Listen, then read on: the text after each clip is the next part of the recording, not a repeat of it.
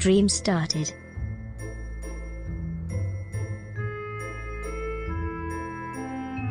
Hello, hello. Hi. Hello. Welcome, welcome. Hi. Welcome, welcome. Hello. Hello.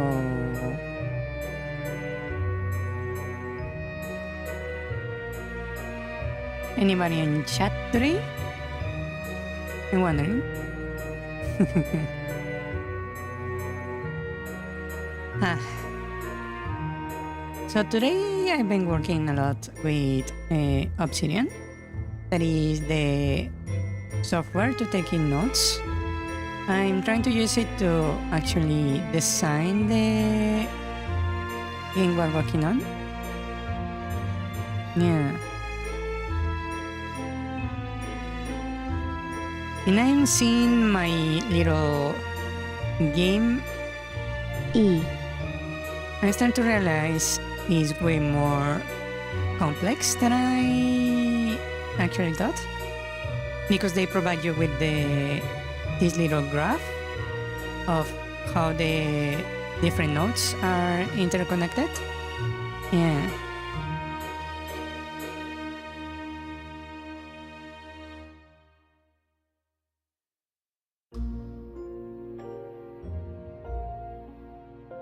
Hello.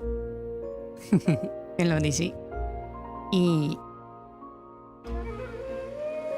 Welcome, welcome. Yeah, I also like the little replay you can do for the node map. It's very interesting.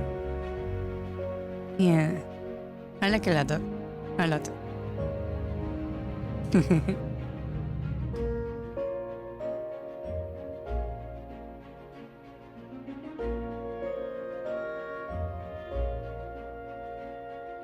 Yeah, the structure is way more complex than I thought at first.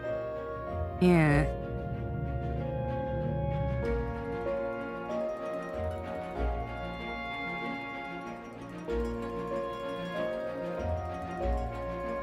Can't?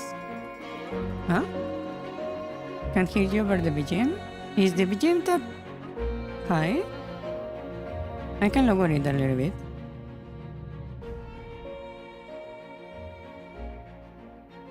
Yeah. Is that better? Basically, I was saying that a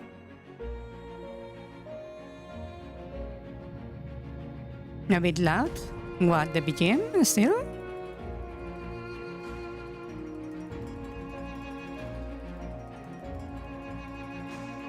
If I lower it anymore, I won't be able to actually hear it myself.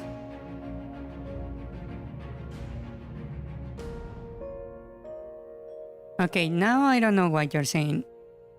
Is the music loud or not? Or is it now too quiet?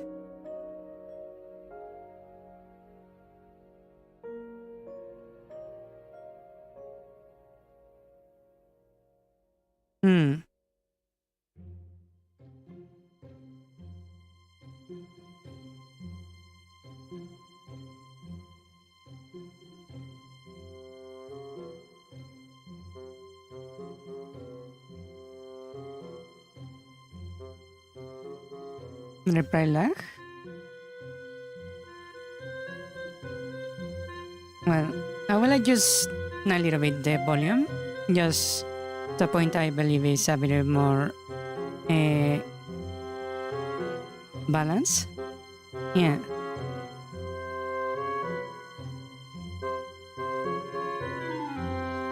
That looks about right.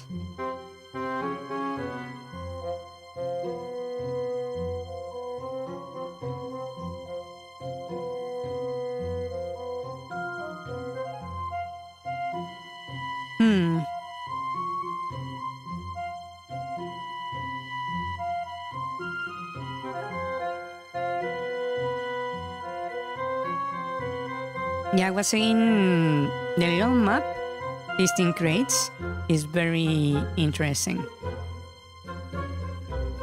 Yeah.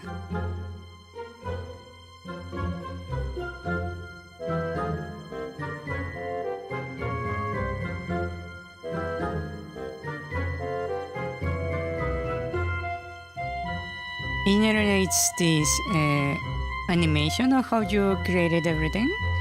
And now I can see there is way more complexity to everything. Yeah. Even with the endings, it makes things way more interesting in general. Yeah. I kind of like it. It's a very nice view of everything.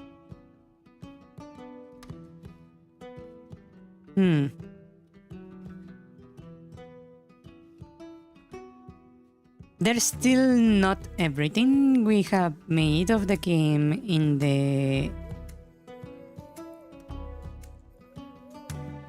structure yet.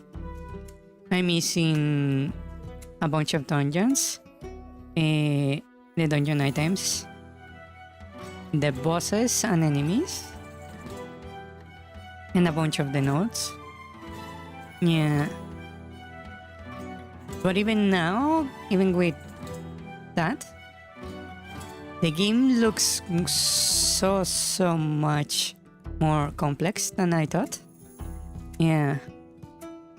It's very interesting.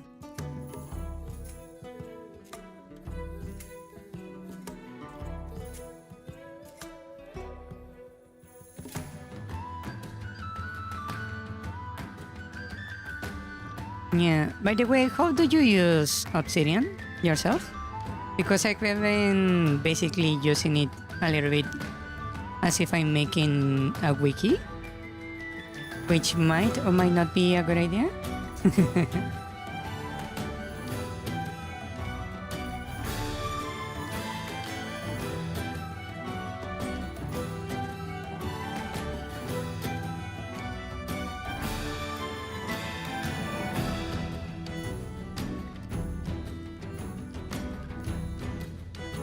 It's a very interesting thing to see how the whole structure of the game is connected.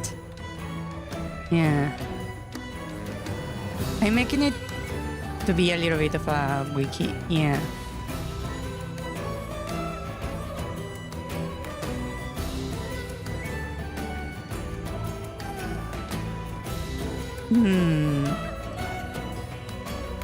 By the way, something I've been wondering, can you reference a different vault from another? That's something I've been wondering. I have not actually tried it yet, but I was wondering if you can actually do that.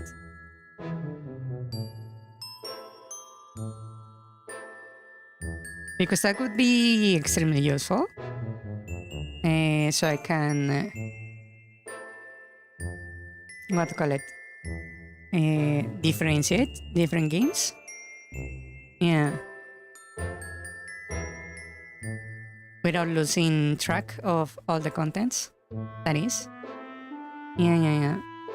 That way I could have like a database of everything, which could be really interesting. Yeah.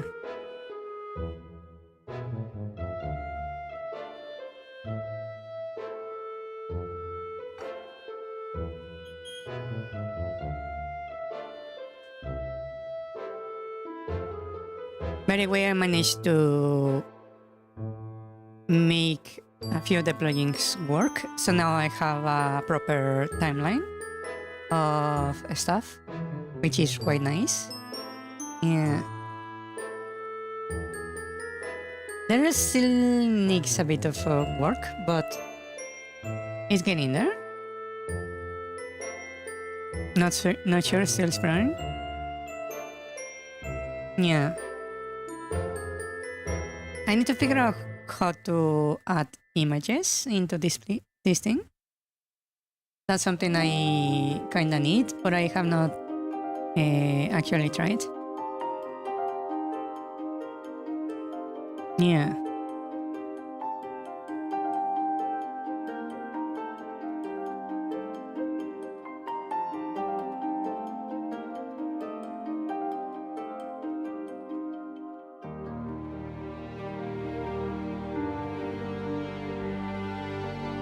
Also, there is one plugin that I have not really managed to make work correctly, so I believe I need to do a little bit more research on that one.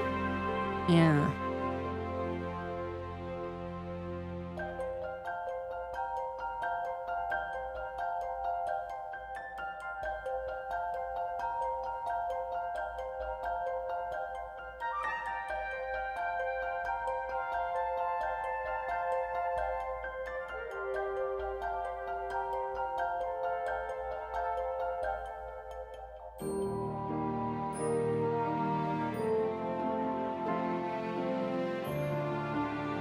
You think you can add images?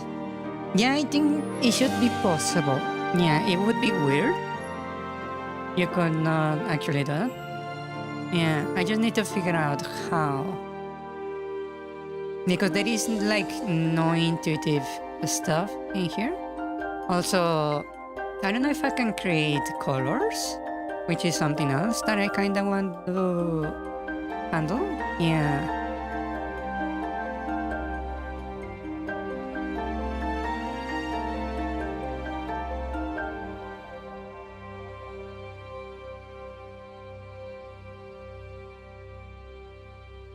Hmm.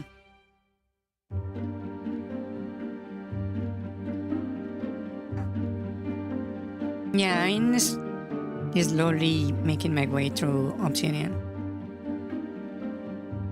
You have so example with more maps? Yeah, okay. Then there has to be a way, either a way to directly add images or a way to get a plugin that actually does it. Yeah.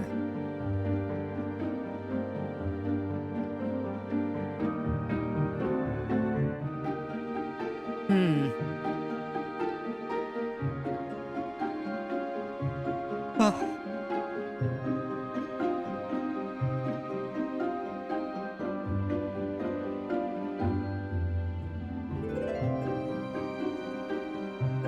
Yeah. Currently the graph map has a shit ton of spoilers, so I cannot really show it. But I kinda had this weird impulse to show it because how nice it looks.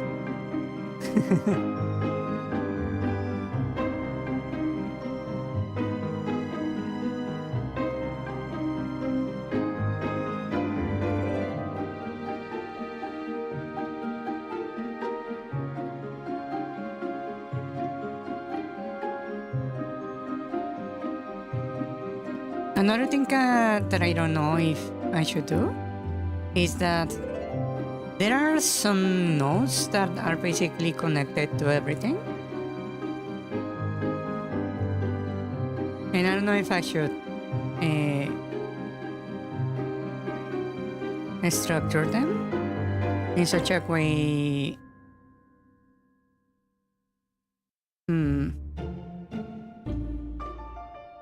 That they are connected to everything, or should I separate them because it just causes chaos in the graph map the way I have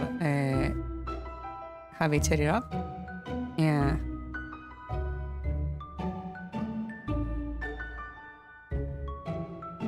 Hmm.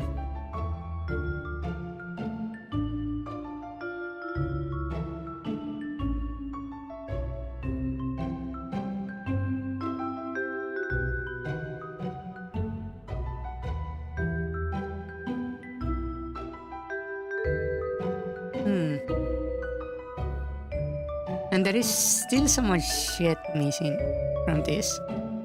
I have like these. How many? Is there a way to see how many files is? Oh, 42 files. Apparently. Yeah. 42 nodes, and it's already a massive web because there is a bunch of nodes I'm referencing that are not yet written. So there is almost as many written nodes as there aren't. So that would mean there is, what to call it, around 100 nodes already? Yeah.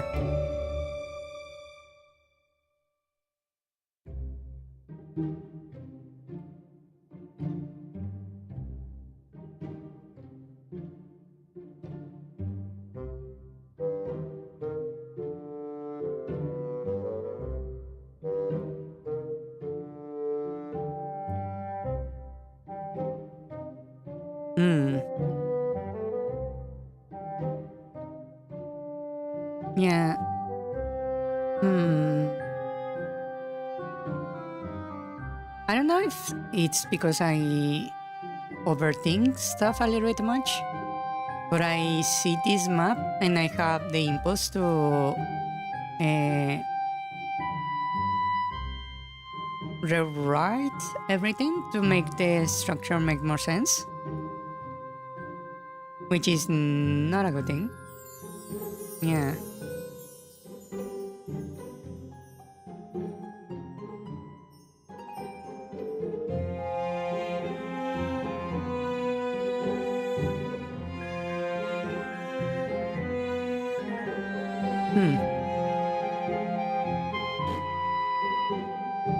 Another thing I kind of want to do is add also the items, the heart pieces, the money, the,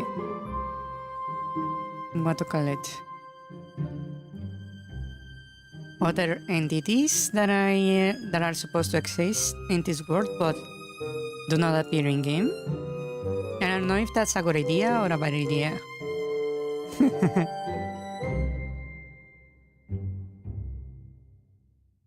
That's why I want to know if you can actually reference stuff in a different vault. That would make things way easier. I could have like a single bot that is like this massive database and just have whatever is relevant in separate vaults. Yeah.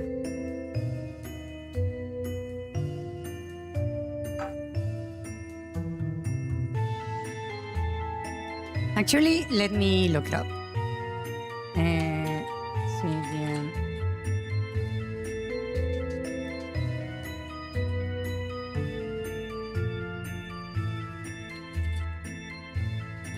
Can I link another vault?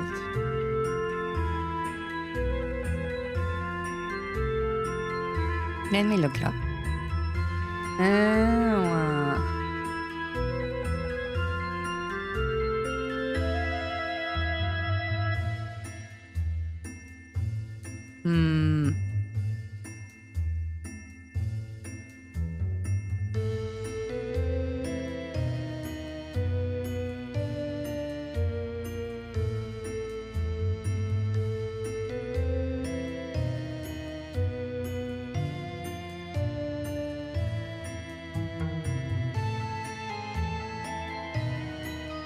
Oh, you can actually do it with a plugin.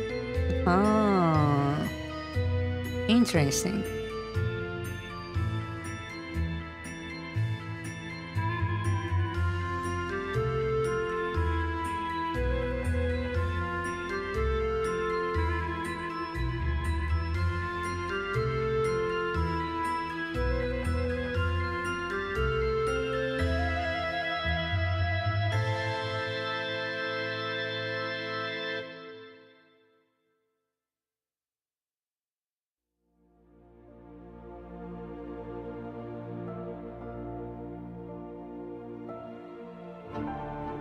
Okay, I figured it out. Okay. I'm going to take note of this particular plugin. Yeah. Okay.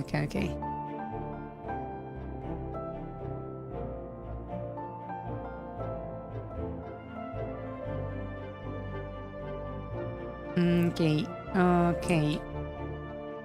That makes sense. Nice, nice, nice, nice, nice, nice. Okay, I got it. I got it. Yeah. Okay, shall we move on to the design then? Before I keep getting distracted. Stream started. E. E.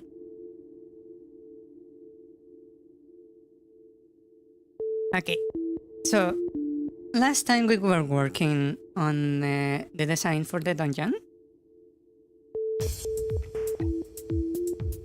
right? And we were talking about maybe adding bombable walls, right? I've been thinking about that, a little bit about that, yeah? So there is this one thing that I believe would make it not be such a good idea,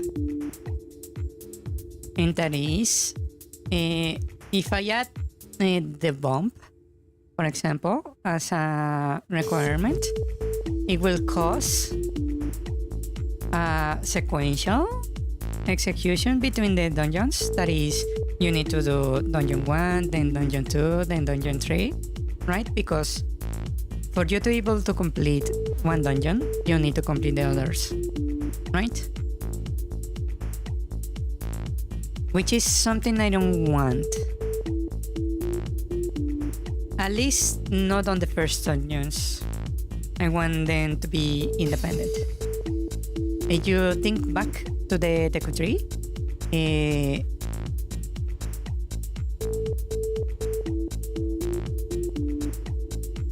Deku Tree didn't really need the items from the other dungeons to complete.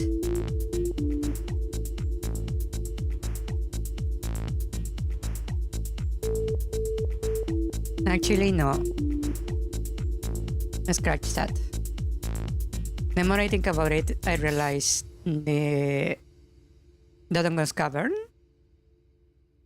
and Lord Yaoyobu require the slingshot. Yeah.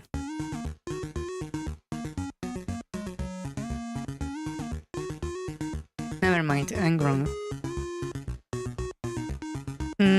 Still, I kind of want to make this as open-ended as possible. Yeah.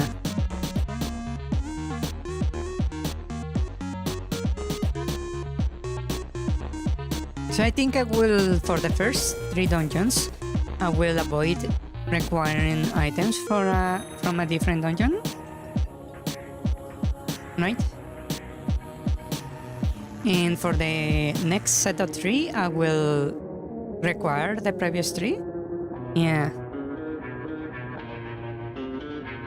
Yeah, I kind of want to make something like have dungeon 1, 2, and 3 be independent. You can do them in any order, and then require the first 3 to do the next ones.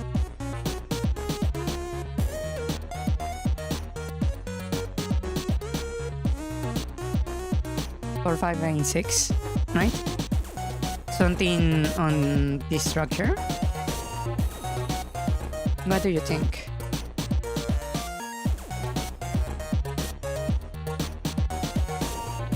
Wow, that's quite late. Something like this. Right? That way I can have like the easy.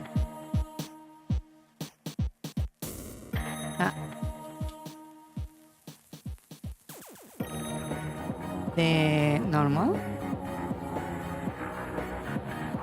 And the hard. Does that make sense? I wonder.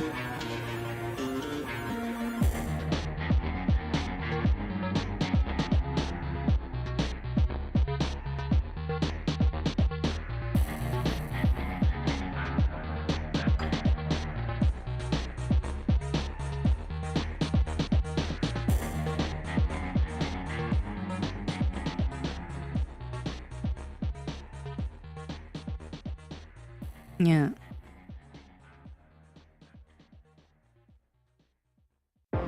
So that you're going to force the player to collect 3 keys or something before they are able to proceed? What do you mean within this dungeon or between dungeons? If you mean this dungeon, not necessarily. The only item that would be really mandated to proceed would be the dungeon item. So whatever the number of keys is required to get to the dungeon item, it would be the minimum keys. Between them, well, the keys would be the dungeon items themselves, basically. You won't be able to complete the dungeons without having the dungeon items. The previous 3, I mean. Yeah.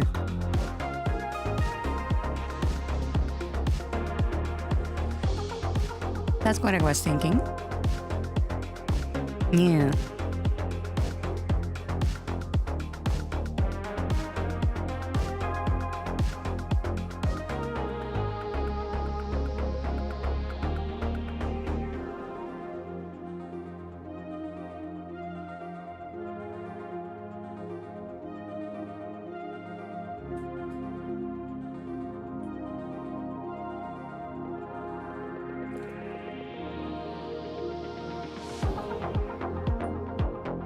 Okay, so last time we were working on this side. Basically, we finish this area, kinda, where you basically get the map and the compass, right? And potentially a piece of gas, a piece of heart. We have 3 potential keys for you to use, and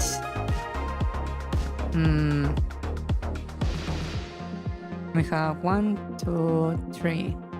So if you enter through here, grab the map, go through here, fight this out, get another key, 1 key, go over here, solve the puzzle, go over here, solve the puzzle, go down.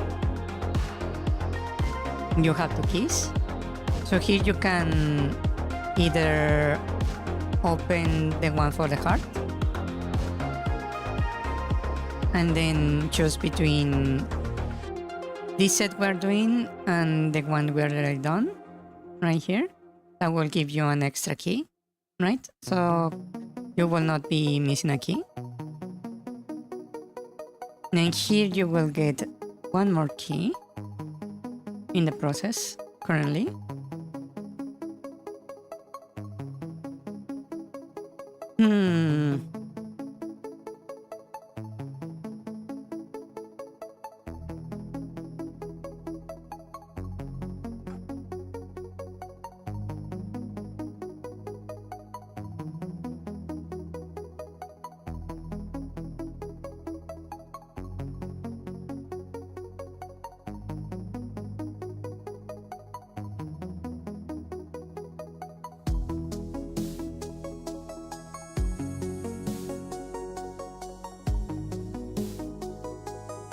Okay. So here currently you enter, push this block to trigger the switch. The switch opens the door. Here you cannot trigger the switch to keep the key open. So to proceed you need to kill the enemy, move on to the next room. And here we were thinking about using bombs to actually solve the puzzles, right?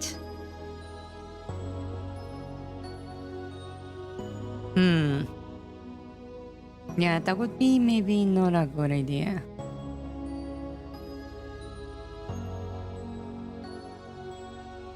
Because like I said, I don't want the bombs to be mandated.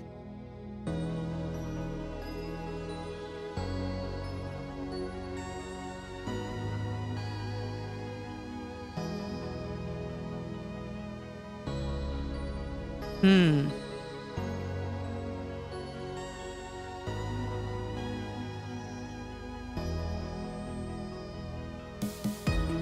How do I solve this issue? Because here I was already requiring the bombs.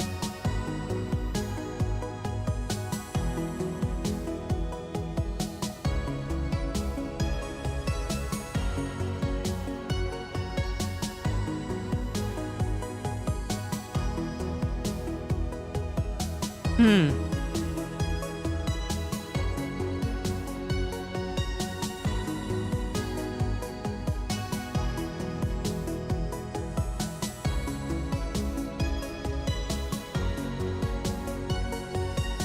Okay.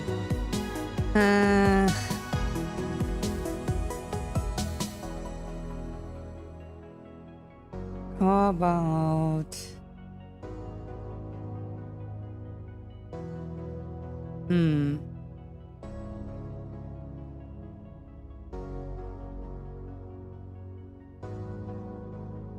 Let me put these rooms as apart. Because currently I don't know a good way to use them. So let me just move them aside for the moment. Right, so we go through here. We have these things as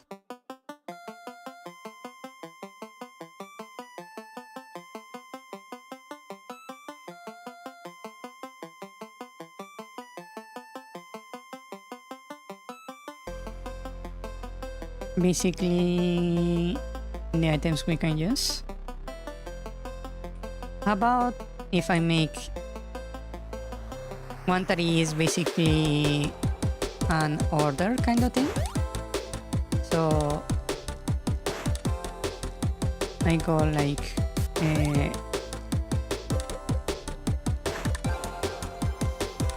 we have these blocks, right?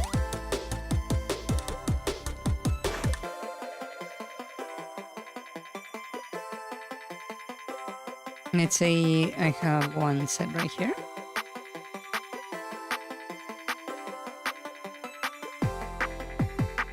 And then I can set, let's say, a switch here and a switch here. Then I can have another set of these things right here.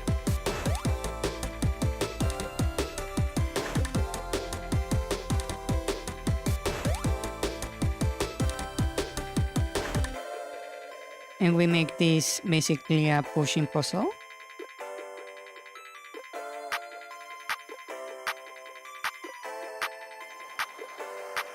Right?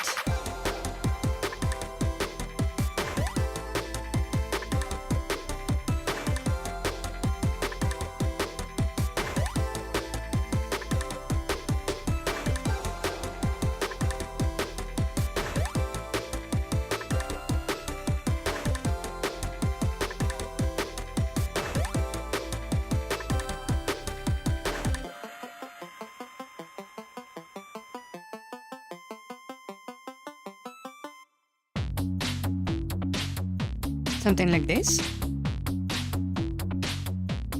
So basically here you need to push the things in the correct order. For example, here you will need to push these ones into the other blocks and then to the correct buttons, right? Then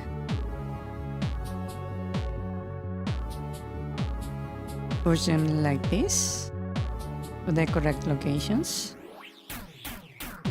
So all buttons are triggered, right? Something like this.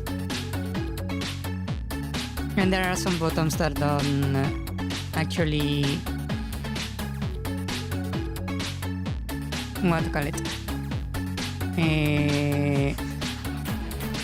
There are buttons that have multiple solutions, like for example this one can be sent over here and this to the other side, right? Your boss is in the office today. That's fine. If you don't need to, I mean, if you cannot be on the stream, don't worry about it. Yeah.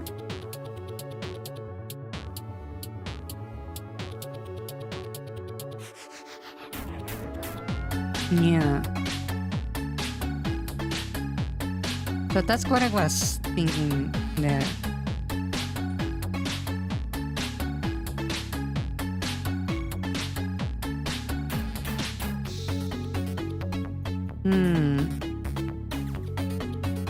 That sounds like a nice puzzle to have, I suppose.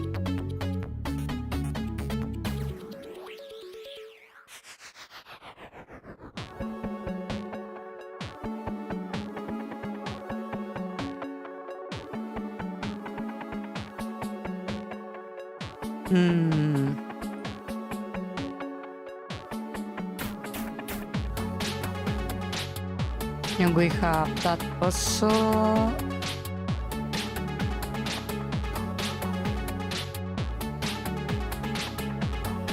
Open the path over here.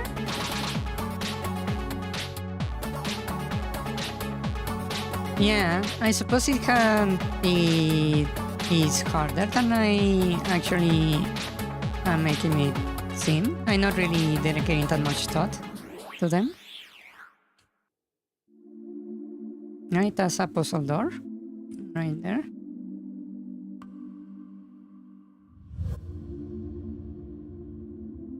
We need another entrance through here. And I think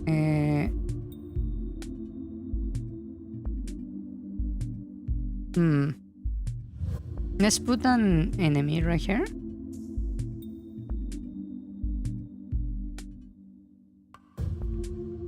Actually, let's make this enemy a hard one.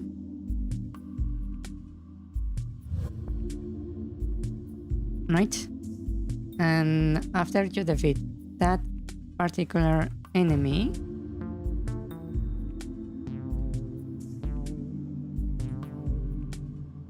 you open this door. Right? And this door gives you access to the torch.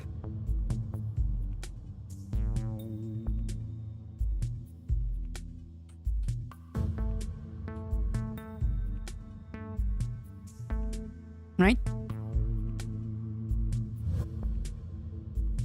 Now the torch, we need a lock for the torch.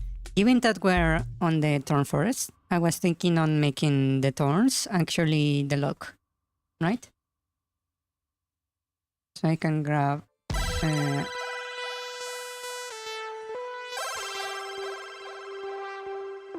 this screen and let me make it a little bit darker. And I'm going to make a little thorn.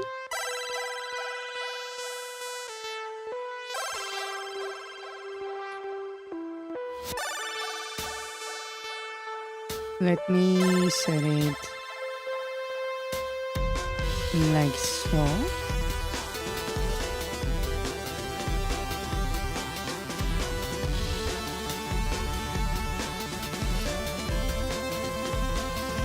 And I will give it a little spikes.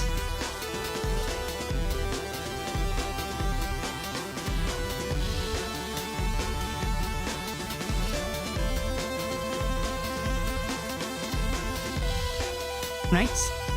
We can have the thorns blocking the path.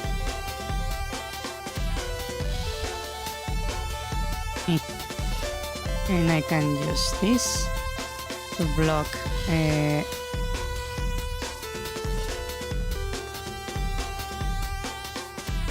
this over here.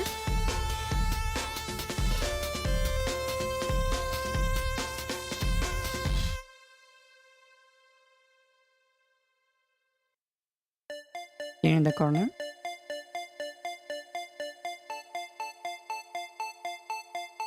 Ah.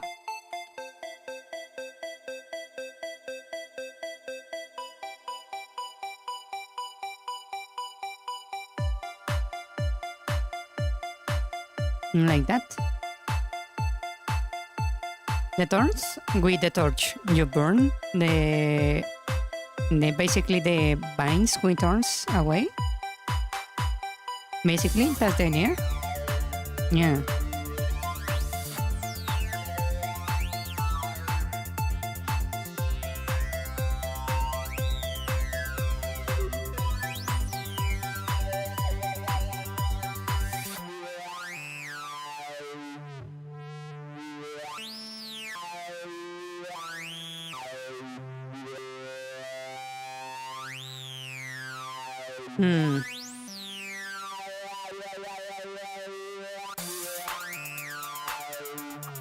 Yeah, no, it was the other way around. Yes. So now I need to use basically the thorns everywhere else. Right? So with this we can go and get the key over here.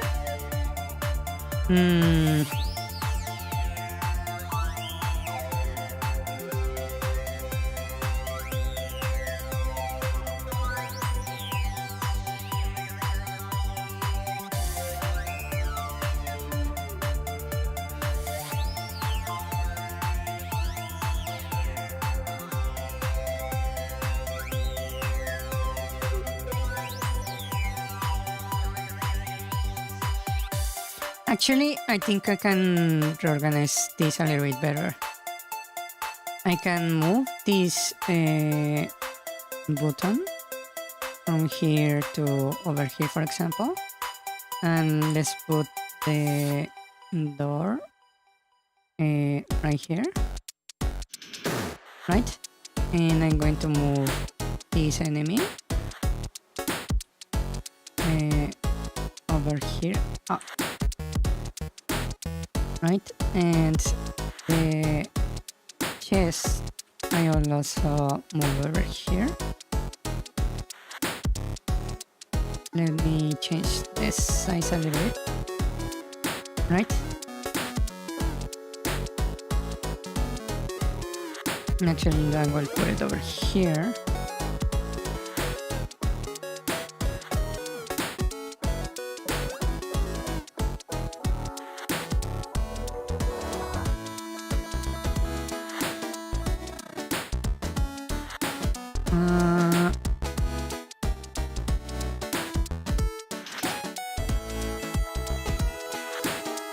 I can have the enemy here-ish, right? And I can then have this here. I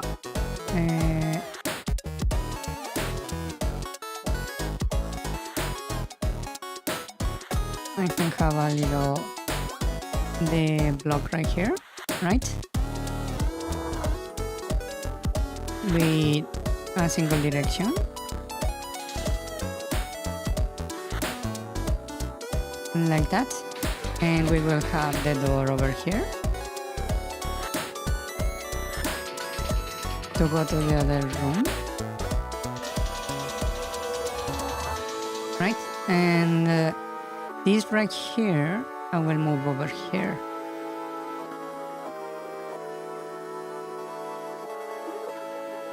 This one.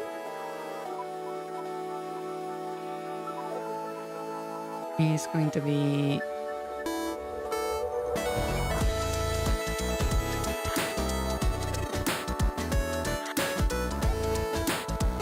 right here. The door.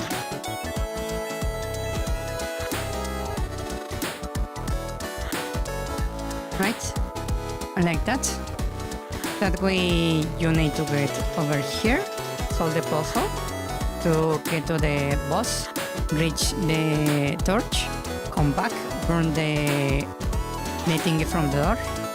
You can go in here. From here you can press the switch and that will make the chest appear. Yeah.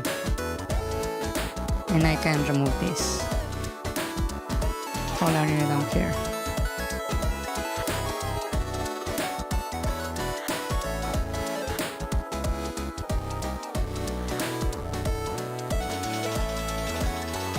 Like that.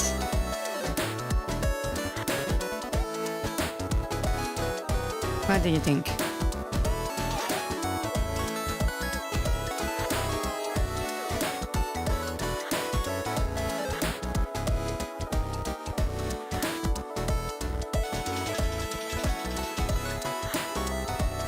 Now there is something I have not really addressed that is in here, right?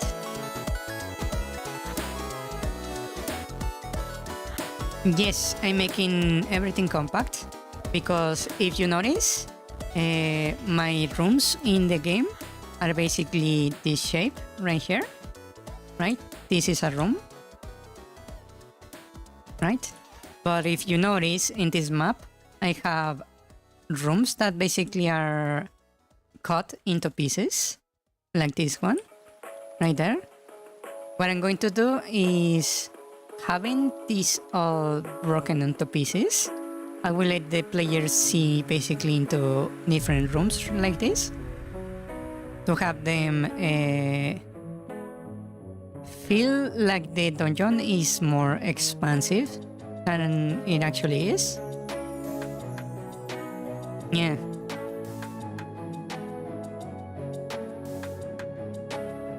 Basically.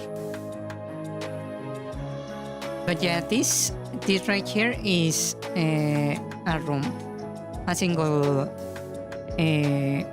screen from the game, one of these rectangles. Yeah.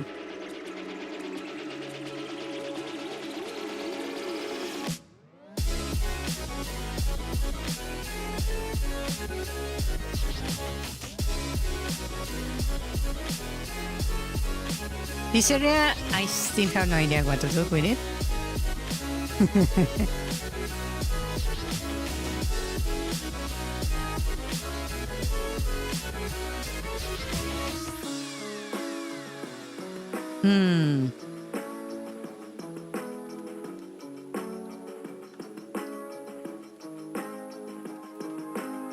What do I do with that area?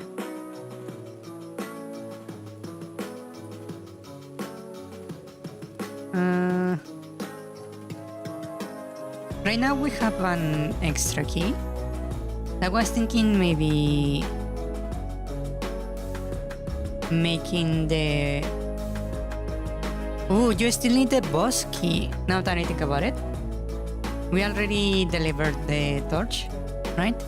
But we still need the boss key. I forgot about that. Yeah. So we need to basically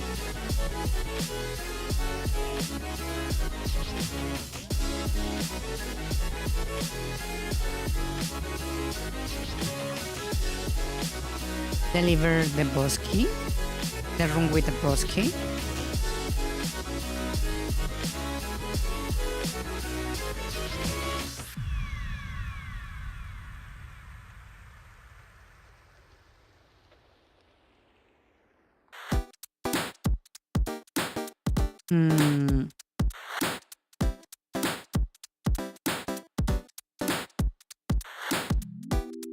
So let's see, on this central room,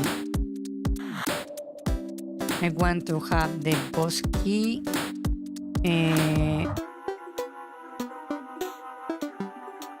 maybe in a corner in here? Yeah. I'm going to have the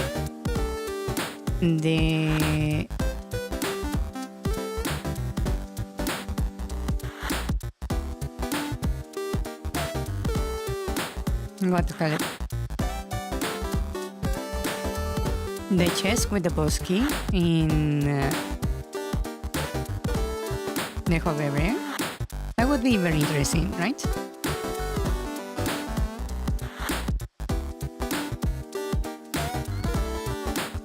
So I will make the entrance to the boss right here, right?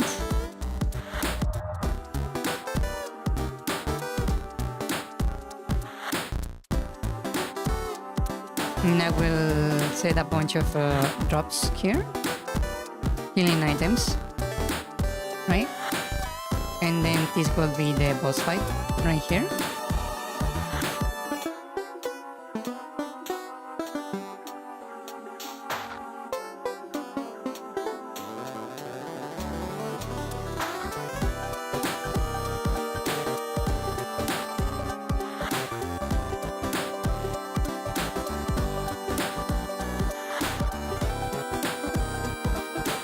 Actually, let me, instead of using this quirky line over here, let me just use the skull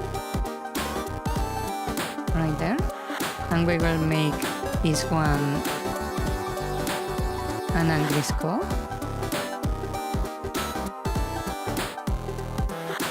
With horns.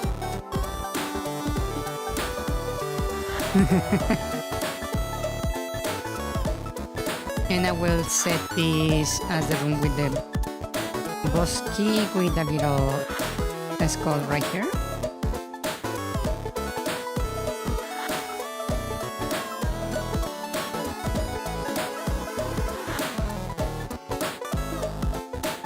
Right?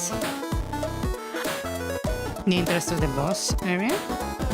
And the boss key, I want it here on the center.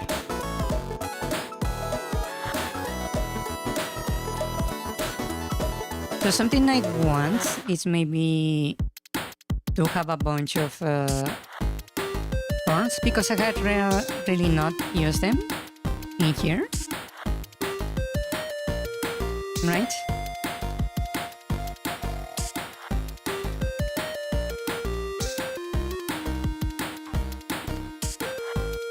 So one idea is to make this area full of thorns, right?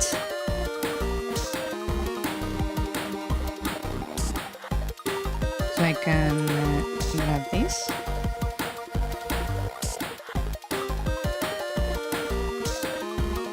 Let's see, how do I make this work? I could grab these ones, get the boss key behind unlockable doors, like those and others. Yeah, what I was thinking is maybe have the boss key over here or something, and need you to actually move stuff around the room here. The one issue is that you need to take into account that this is basically 9 different rooms. This is 1, 2, 3, 4, 5, 6, 7, 8, 9 rooms, right? So the player is going to be moving between them.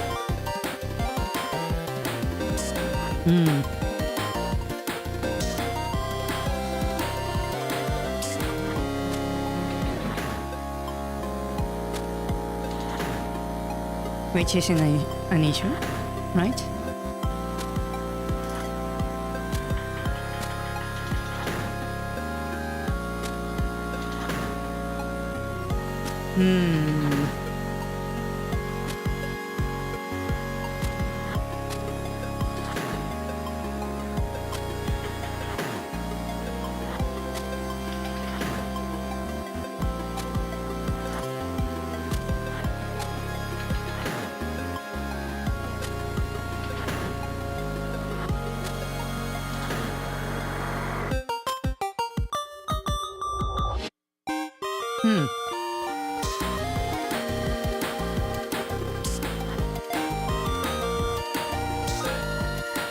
I'm trying to formulate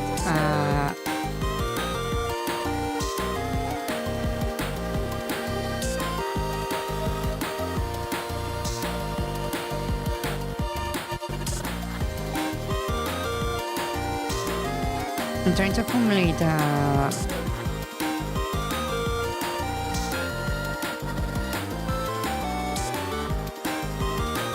puzzle key that would work.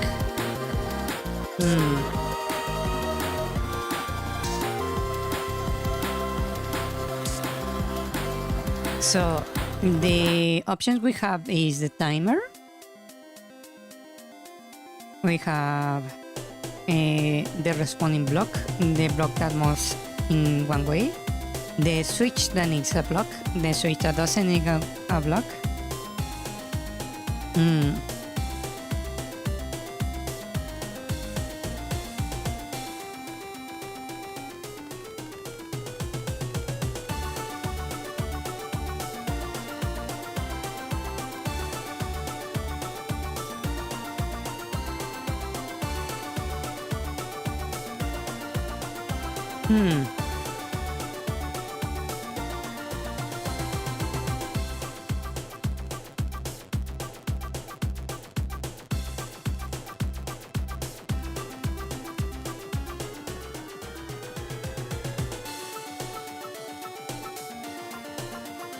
Actually, it's not that difficult now that I think about it. I just need to limit certain pieces of the puzzle exclusively to one area, right?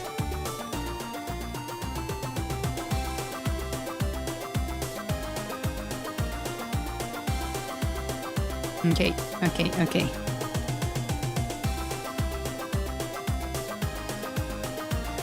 So let's say we have the dungeon key right here at the center. Let me move these things. Right? We have it right here on the center. So the dungeon key is going to be right here. Right? So what I'm going to do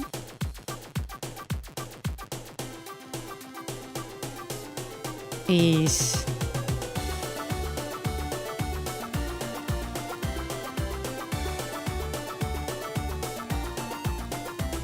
what would be good?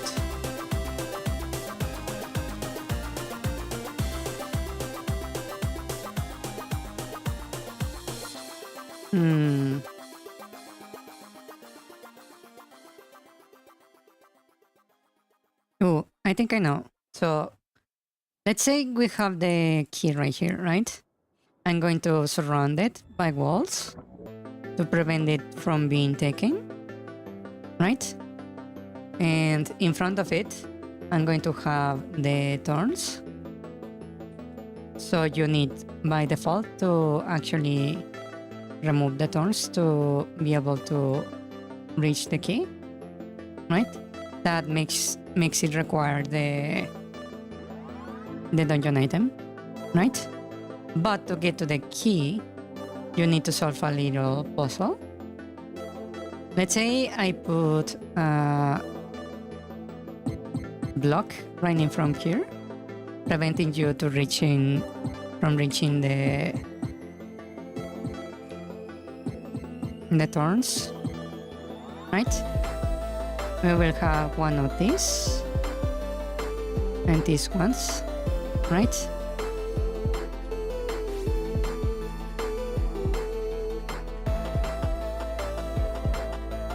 And I'm going to have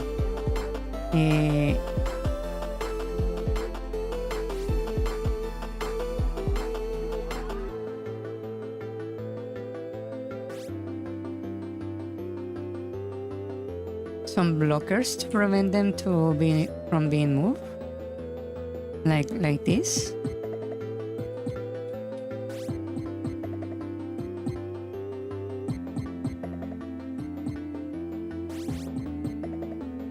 Right? And I'm going to have a switch over here. Let's set it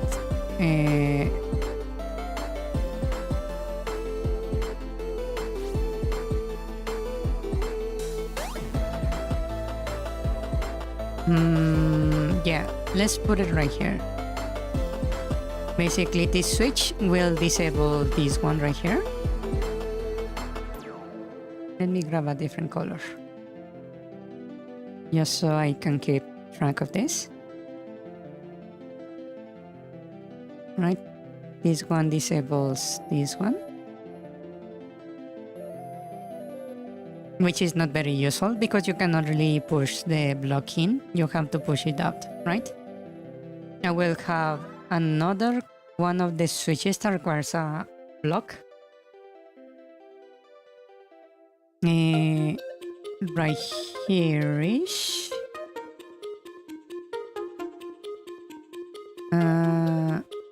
What would be nice? Right here?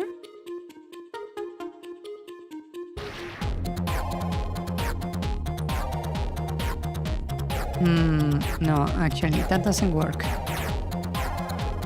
It will have to be over here. Right, these are the returning blocks.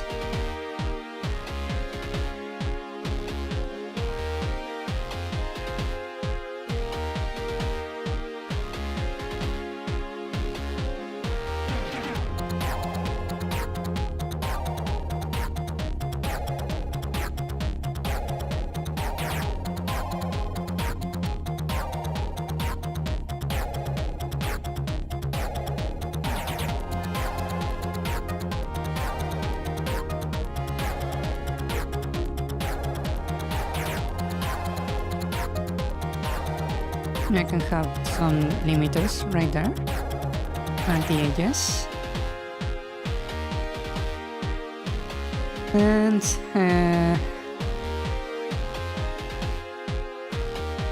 just to make sure they cannot throw the block outside of the area.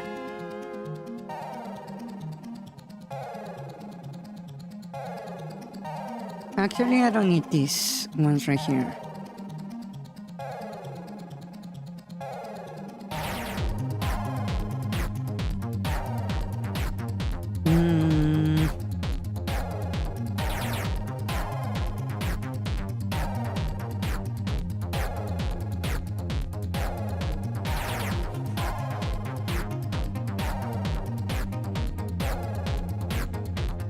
Yeah.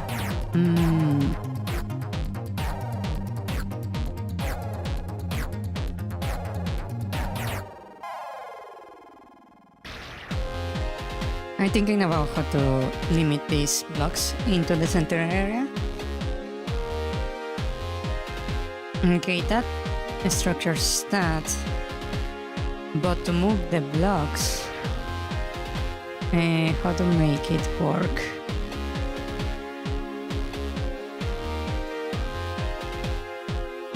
Basically, we need to disappear these ones right here.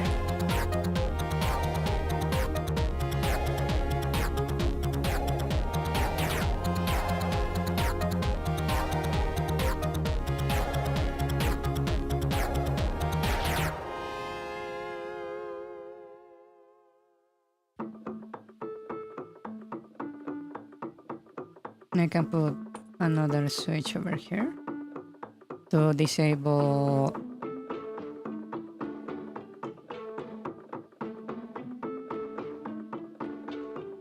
a different one.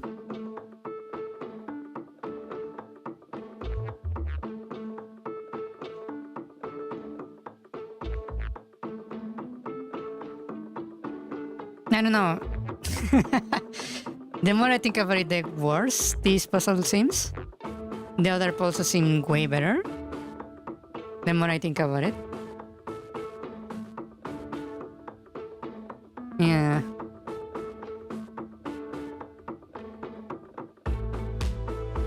Maybe I'm not using the space correctly. How about if I move this like right here?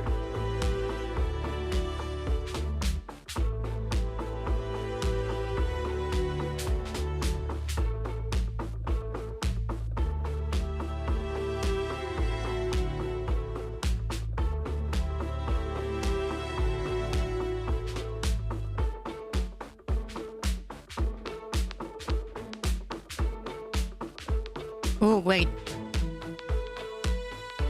I can make this basically a simple puzzle. Wait. I just got an idea. Let me remove this.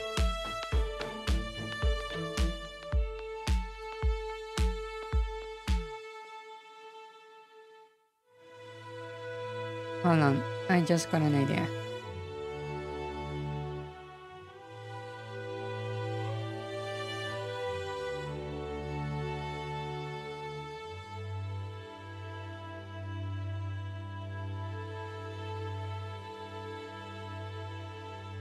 Okay.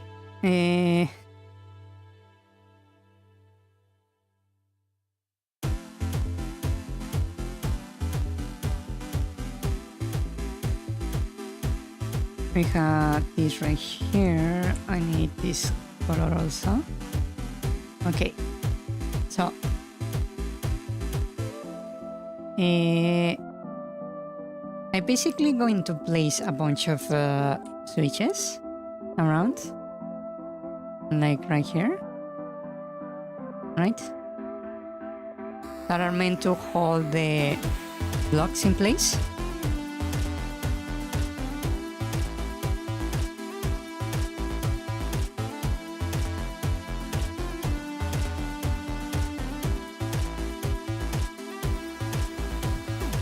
Right?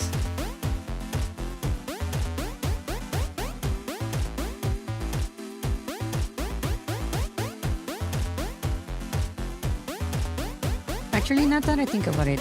1, 2, 3, 4, 5, 6, 7, 8, 11, 12, 13, 14, 16. Okay, I've been doing everything on the wrong scale. Lovely. Okay, let's make this one on the right scale. So basically we are going to have these ones that is going to be like stoppers, just to make sure the blocks don't leave this area, right? Just simple stoppers.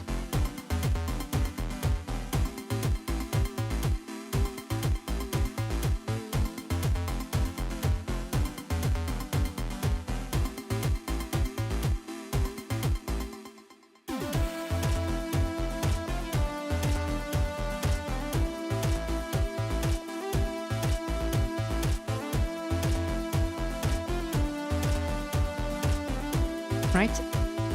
Just stoppers at the center, and we are going to have a bunch of switches. Let me change the size of this thing.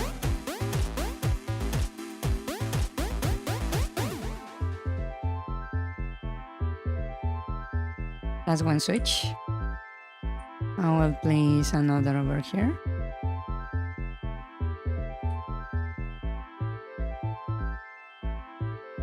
And here the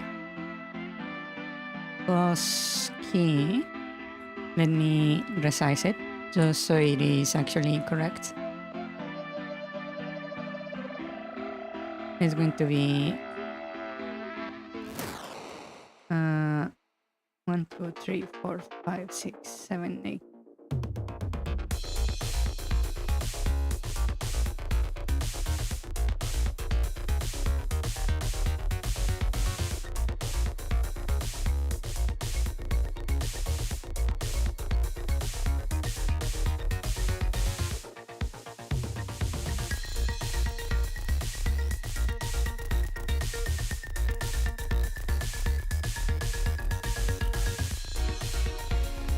Okay, so the boss key is going to be here, right here-ish. It's going to be here, the boss key, right? And we are going to have walls around it to prevent the player from reaching it. Basically.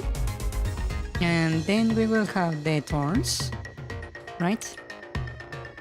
Also, right here. Let me resize this. Yeah. Like right there.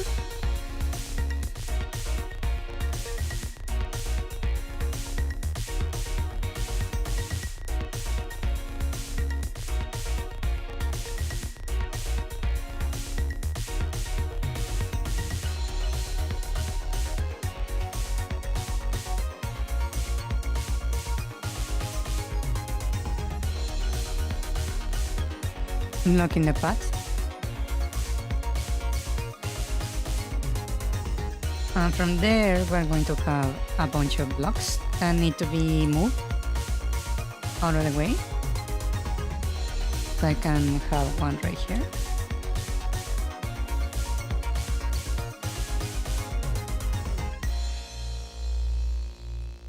Right?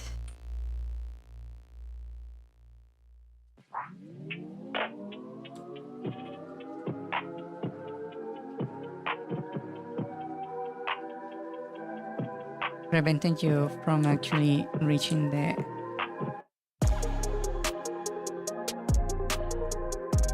key.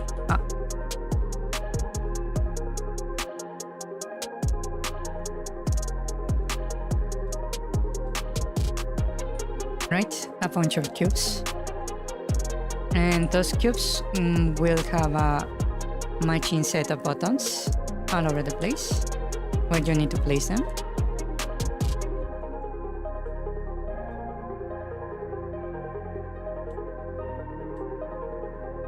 We have 2, 4, 6, 7, 3,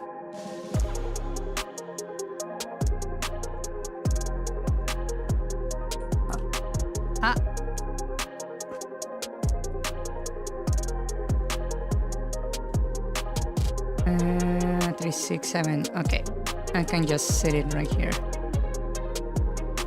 Okay, you need to move this.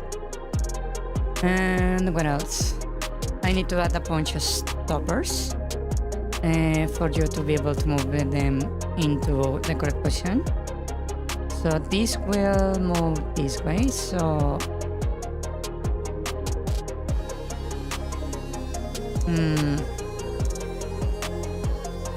I can have this one go this way,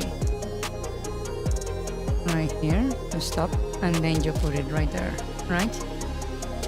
So I can mark this with a 1, 2, 1. Then let's say this is going to be right here. And I will place it over here. 3 needs to go over here.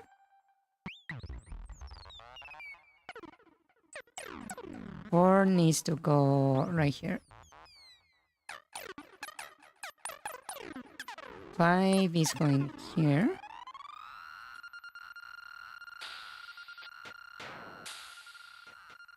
6 is going right here. That's a 7.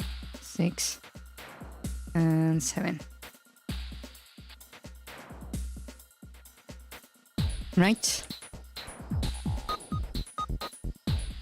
And to achieve that, you're going to need to bounce it off the little stoppers I'm going to add.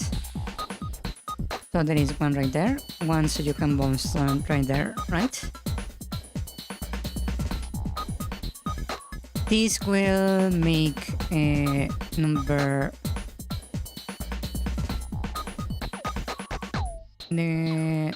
I will place one stopper right there. One stopper here. No, right here. To make the two do this. For the 3, we're going to have to go like this. I stop right here.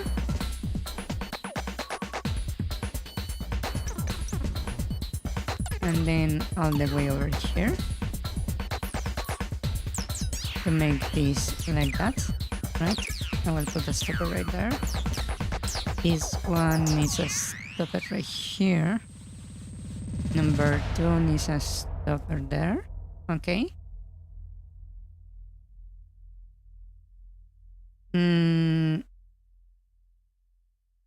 Uh, that's 3, 4.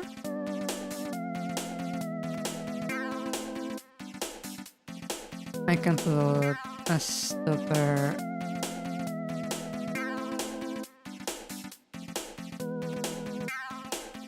right here and another one right there to make things, and then you go right here, and there is a stopper there, and we go to 4, right? For 5,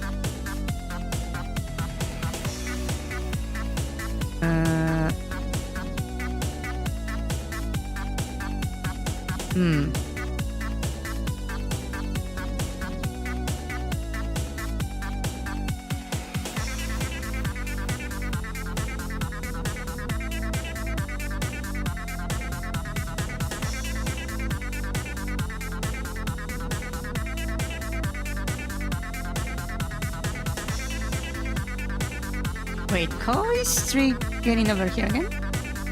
1 does this, 2 does that, 3.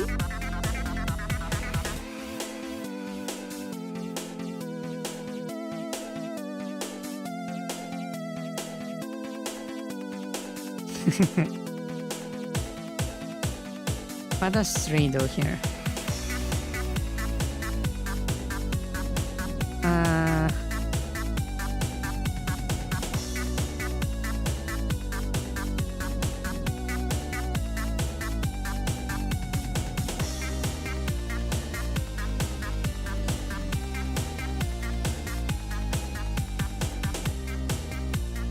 Three basically needs to stop right here, right? Right here, down here, over here, right there. 4 does this. 5.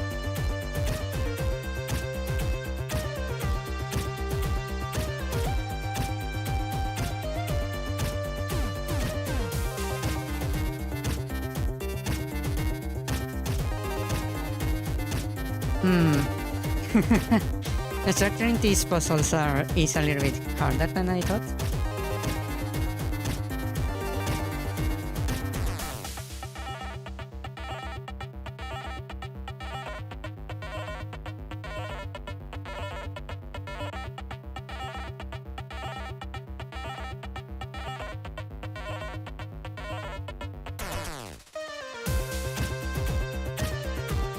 This can go over here and then down.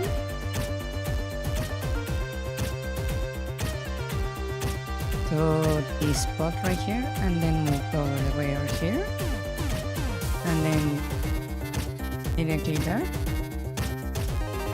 So that would be this movement. Right?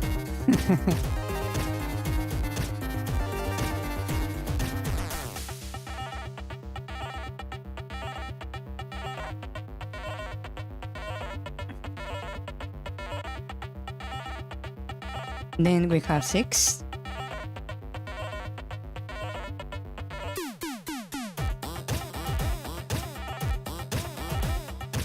I can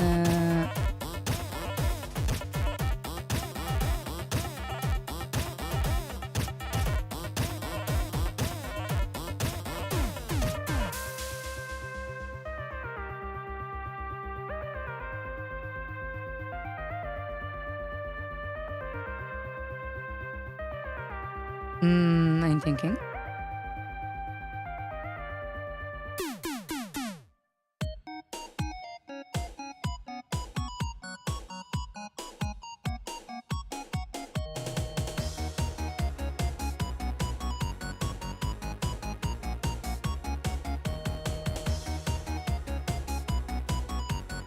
Wow, this is way harder than I thought.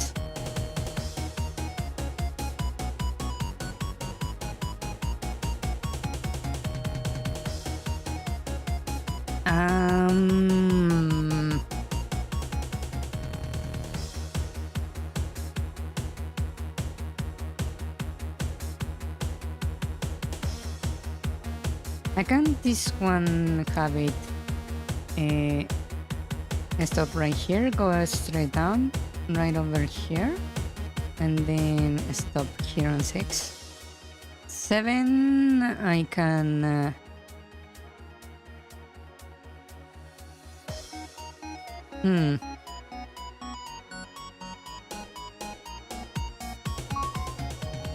I can push it over here,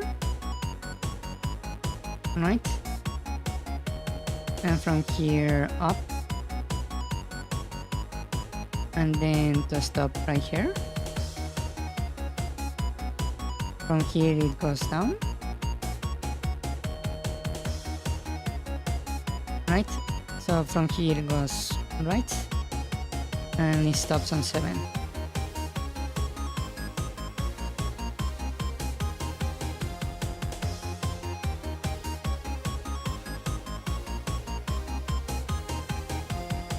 Well, that's confusing.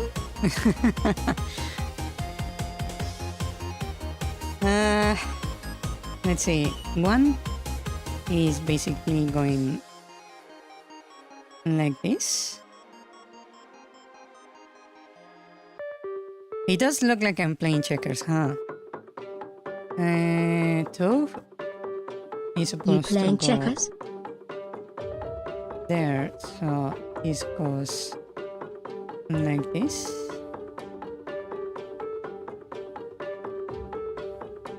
I'm trying to make a puzzle for the game, basically.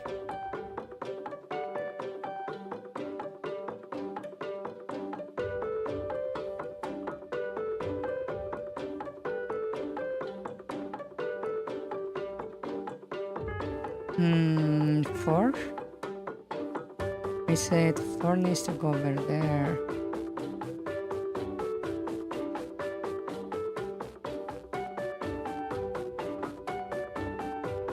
That means I cannot have this here. Ah! So this goes right here.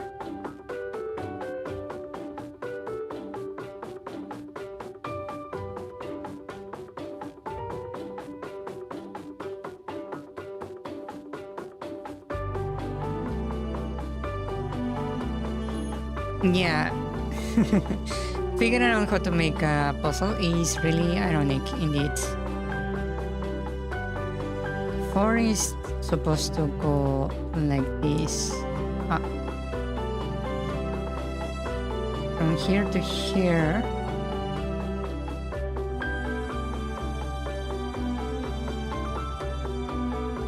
Down here to this spot, and then down here. Like that. 5 was supposed to go this way. Here. Right here and down. Maybe I should be using different colors for this. 6 is supposed to go right here.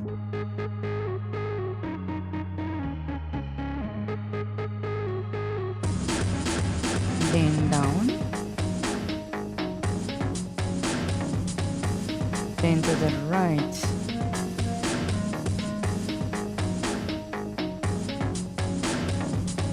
Down. Right and up. Like that. So I need to add a little stop gap right here on this area to prevent the blocks to actually go through here.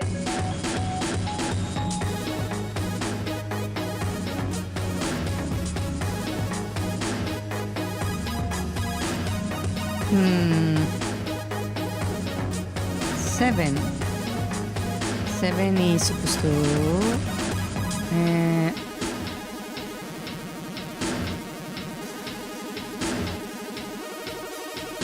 to do this.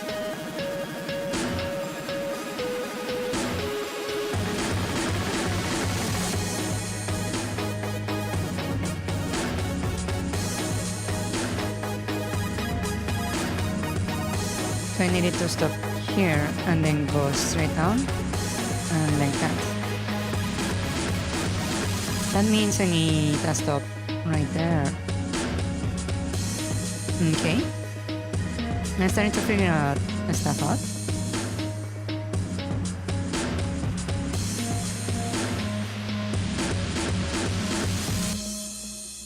Wow, this is complicated.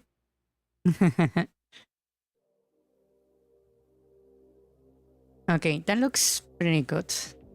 Now, I kinda want to add a bunch of obstacles. Yeah.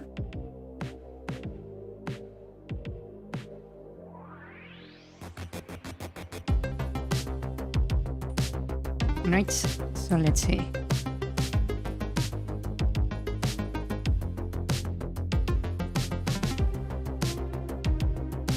Let's put a bunch of stoppers in different locations. Like this. Just to make things a little bit more difficult.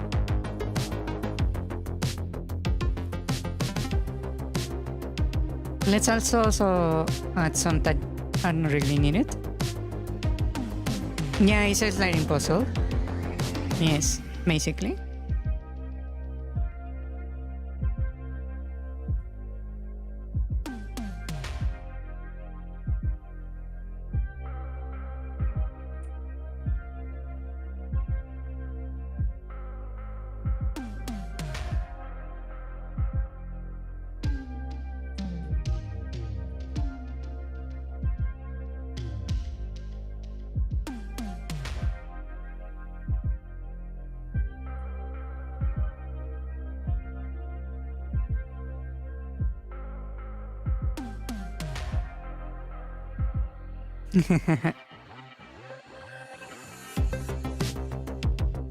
So Koban, I think where you push one box into this stair hole? Yeah, this is basically that, yes.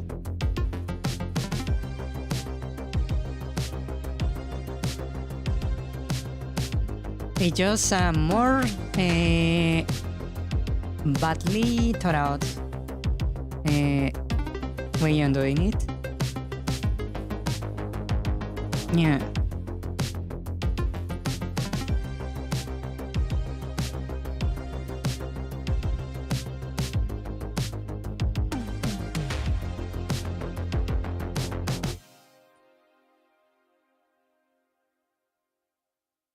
Okay.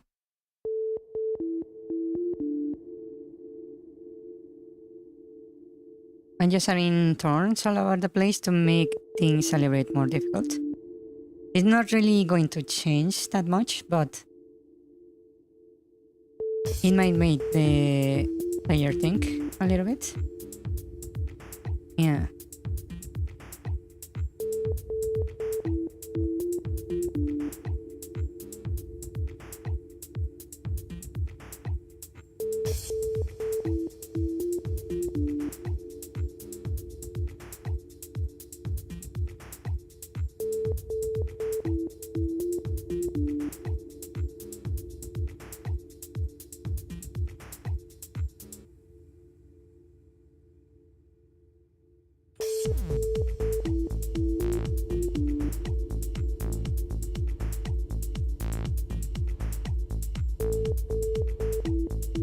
Okay, I think that looks quite nice.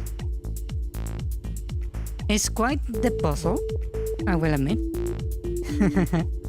It's probably one of the most elaborate puzzles I've made. Cattle Rancher Mew.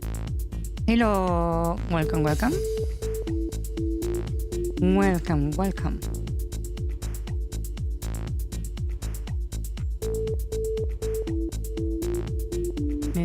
this over here. I'm just going to put a bunch of thorns on the way over here also, just to decorate the area a little bit. Yeah.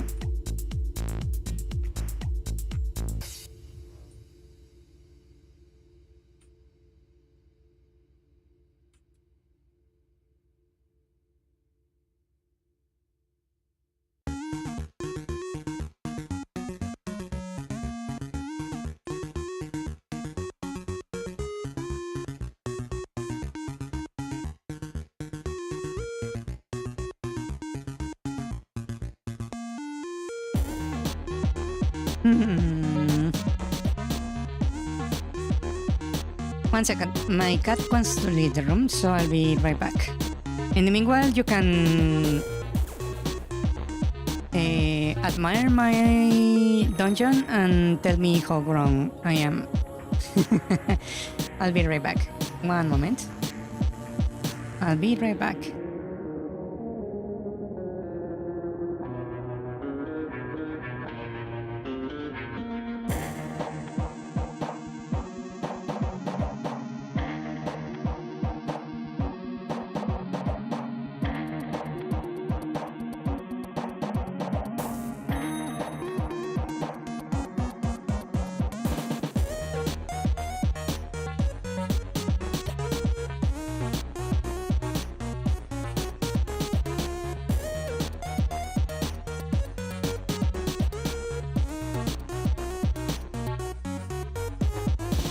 Needs more rooms, more room false rooms which wrap you back to the entrance.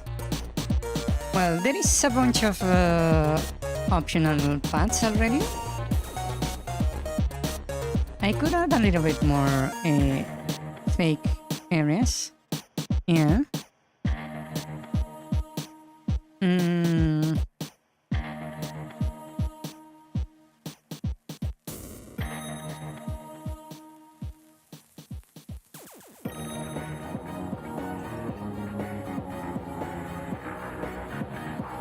These motors, that I also believe, yes.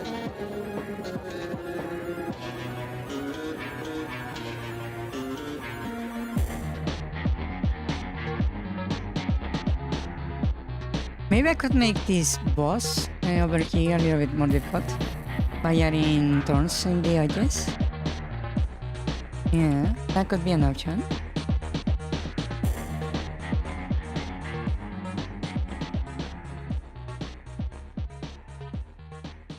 Do the thorns only function as doors or as hazard too? Yeah. They are both an obstacle and a hazard. Yes. Basically.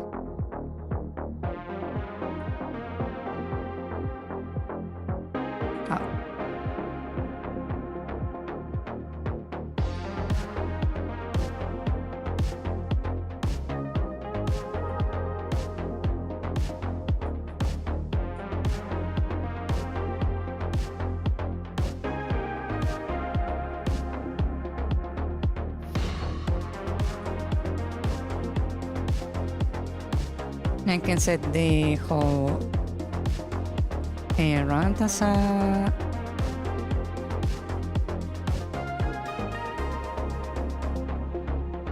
thing right here.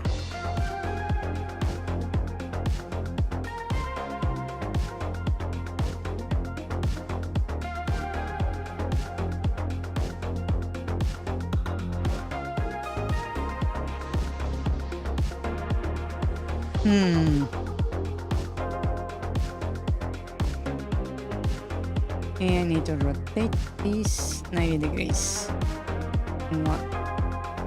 Like that.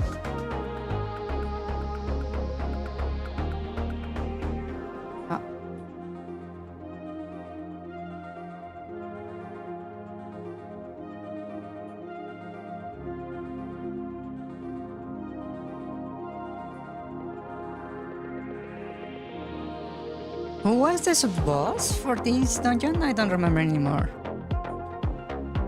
Who did we decide on?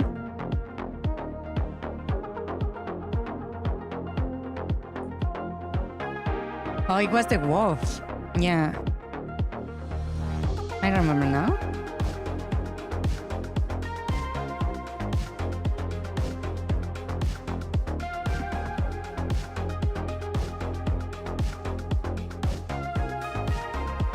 Can you stretch the image?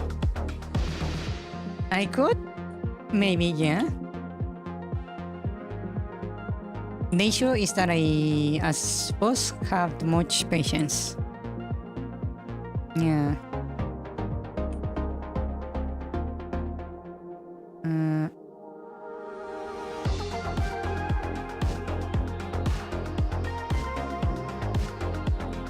The Rose is supposed to be a boss, the main boss of the dungeon. Yeah.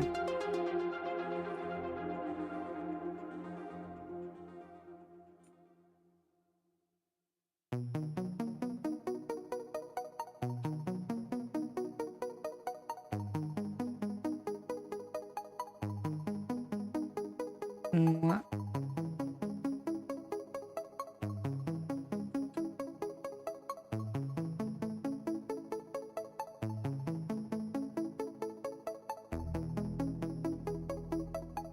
The thorns get blurrier each time I rotate them, which is lovely. Yeah. A wolf boss?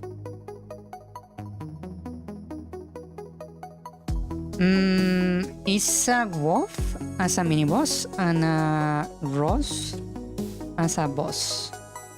Actual main boss, yeah. They look like pines to you? Yeah, I kinda look like pines when they are still blurry. Yeah.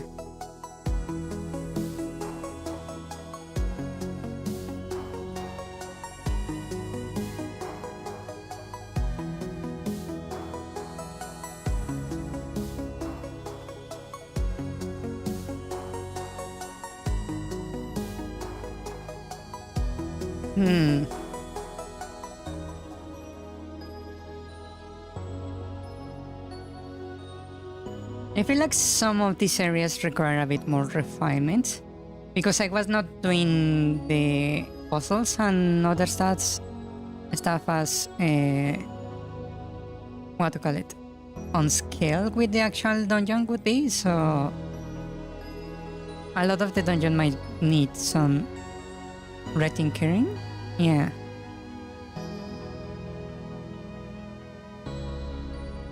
I do lock the doors behind the player. Yes. That does indeed happen. Well, not so much as lock. You are basically, when you enter the boss room, you are teleported into the boss room and the door is already locked, basically. At least on the ship, in the shipwreck. Yeah. I don't have a closing animation yet.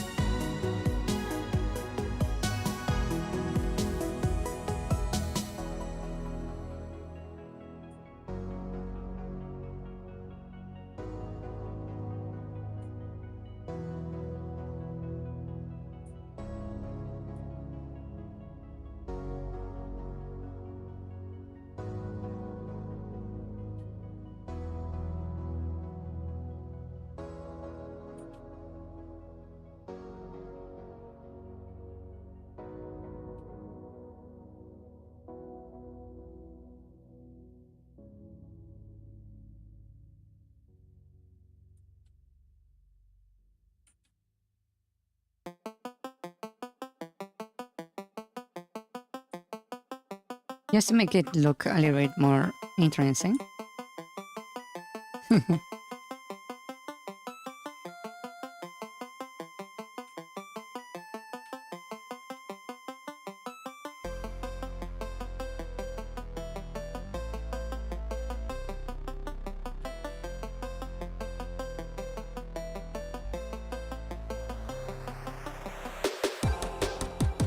Yeah.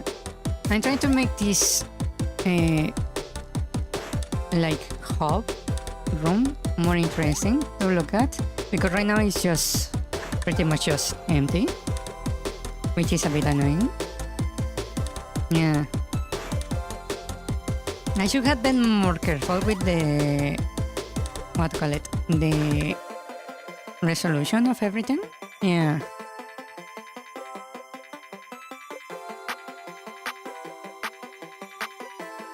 I got a bit too caught off on designing the dungeon itself. I didn't care for the scale of everything. Yeah.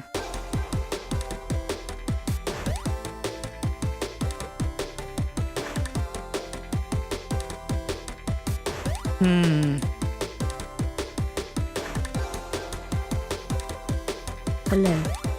Hello. Welcome, Ricardo. Welcome, welcome.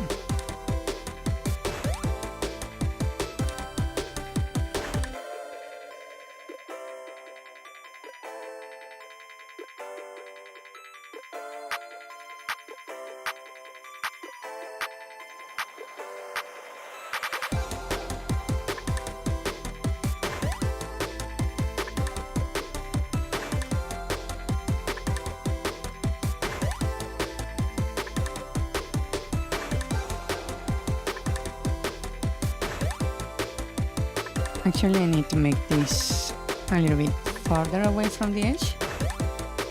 That's not a good position to put those. More like on this area. Okay. How many dungeons? Currently, the goal is 9 dungeons.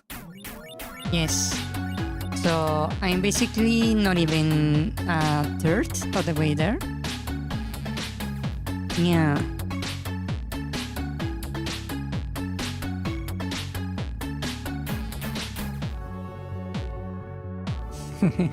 Released Nate 2019.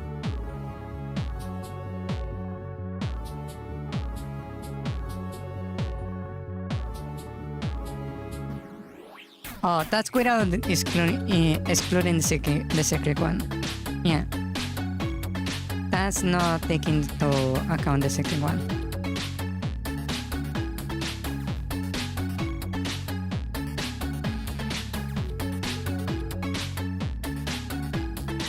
Yeah.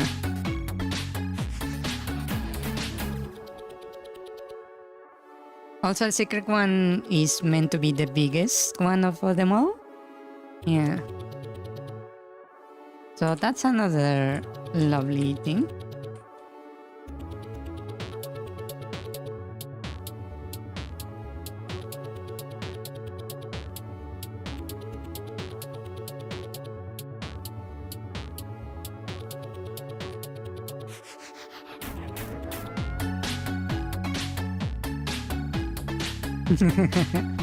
We will have VTuber uses before Silkon.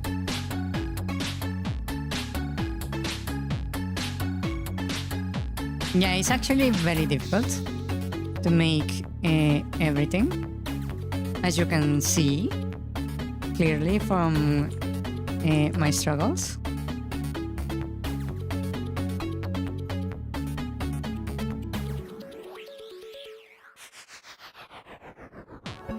Yeah.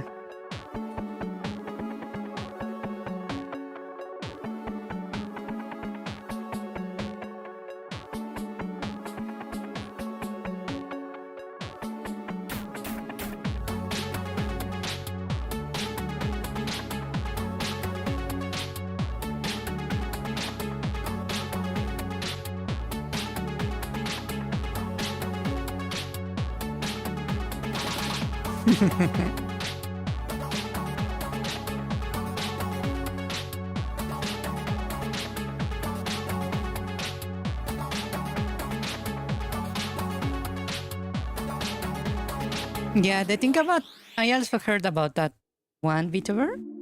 I think there is no information of whether she is actually saying the truth or not. Because some people say basically she wanted to stop Beethoven, so she pretended to die, like fake her death. And then, because she saw how much love and support was thrown her way, she changed her mind and revived herself. So I'm not sure if she is actually saying the truth or not. Sadly. Yeah.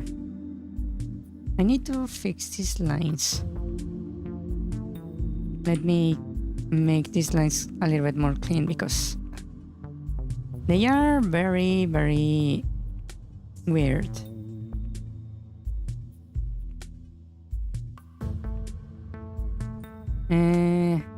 Let me just cut this right here to make the lines a bit more clean. I'm just going to set them more cleanly.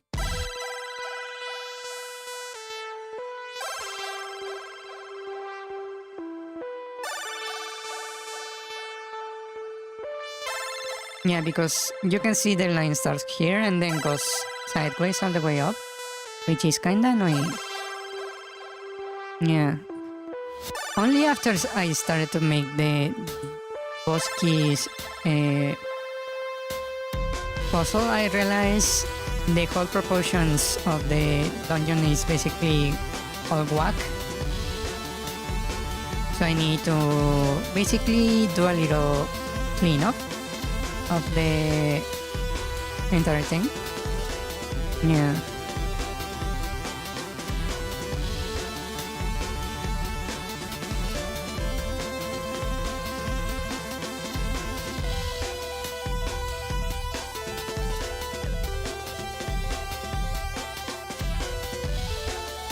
Like that.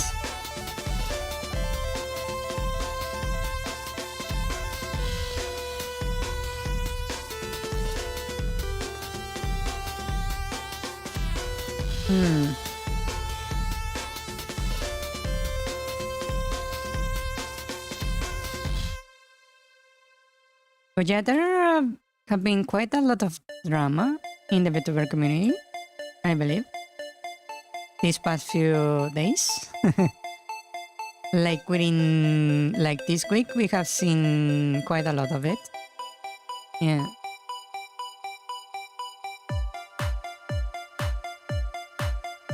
Especially the one I was talking about yesterday. Yeah, that one was very, very confusing.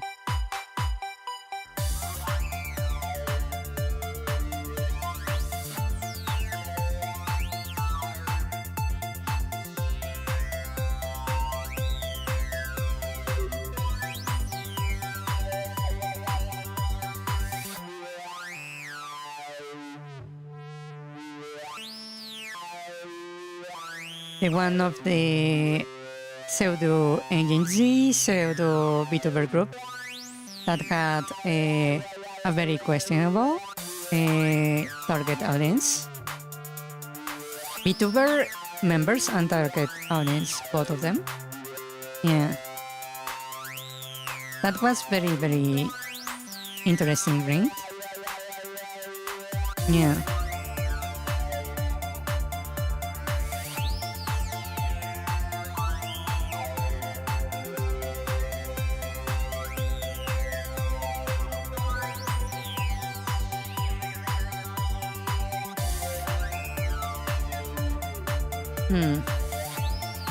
I also have not really decided what to do here on the entrance.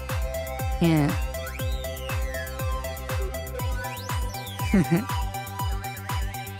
Which is another detail that is kinda important.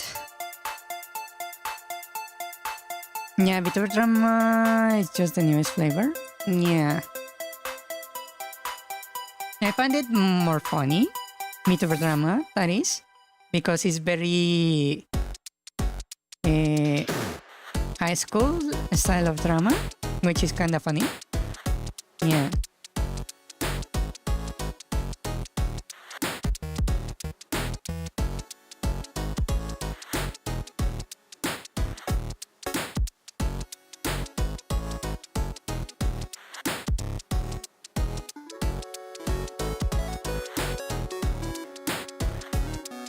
Yeah. Combat wall and combat.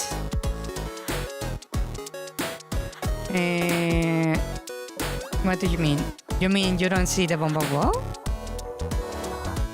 I actually decided to move those rooms to a side. Basically, I want to structure things a little bit differently. I want dungeons 1, 2, and 3 to be able to be done in any order.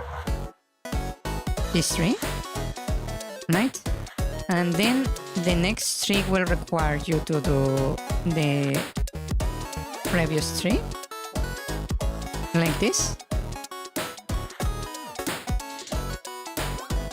right? And the last 3 will be the same. It will require you to do the other ones, because I want to give the player a little bit more freedom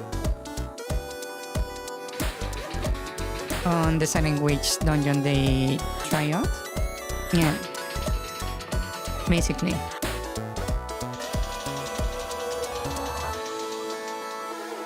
It's funny and sad the same because they're stuck in a high school mentality. And I believe that's because most VTubers are actually within the range of 18 to 29, I believe. Yeah. That might be why that is, why they are so high school style. Yeah.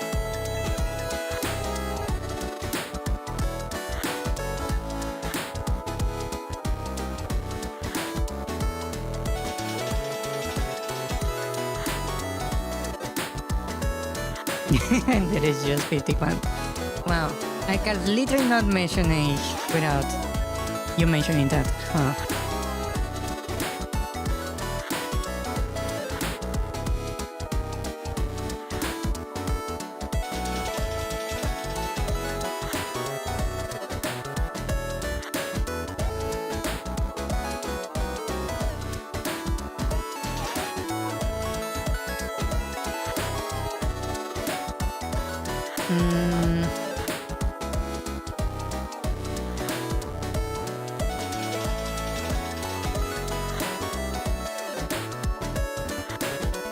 I'm going to improve this little puzzle right here. I believe it's necessary. Yeah.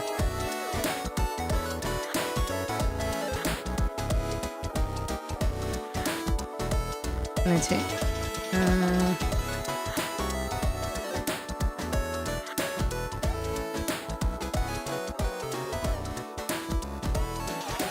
Let's make it so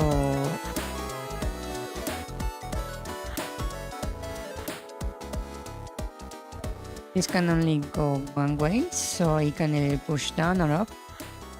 And if it's push up, I need to put a little guard right here so it doesn't go all the way to the corner. So I need to clean this corner right here.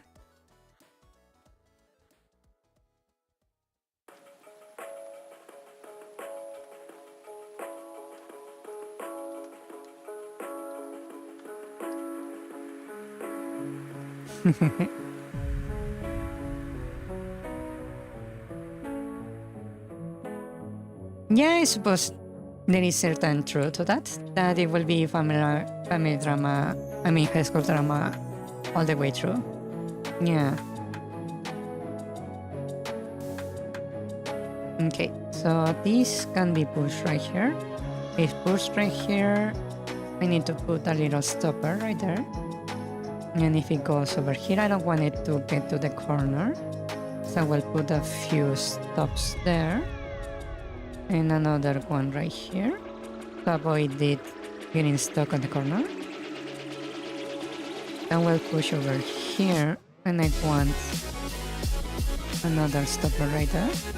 Okay. That looks quite nice, actually. Let's see. And the path I wanted to take is this one. Basically. To solve the puzzle. And the door is going to be over here. Right here.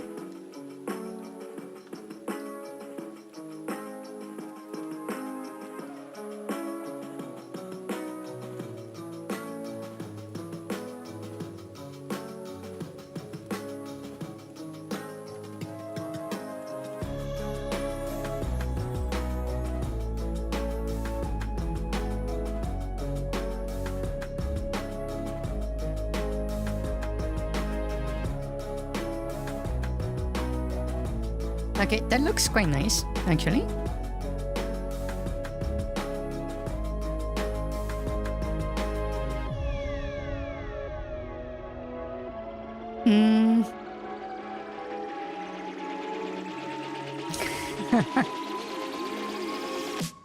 Work with nothing but all the design I'll do is gossip and traffic when they get away.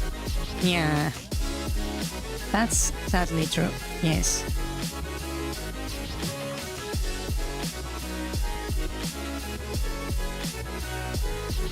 Nice green line? Yeah. It's basically just the solution to the puzzle. Basically.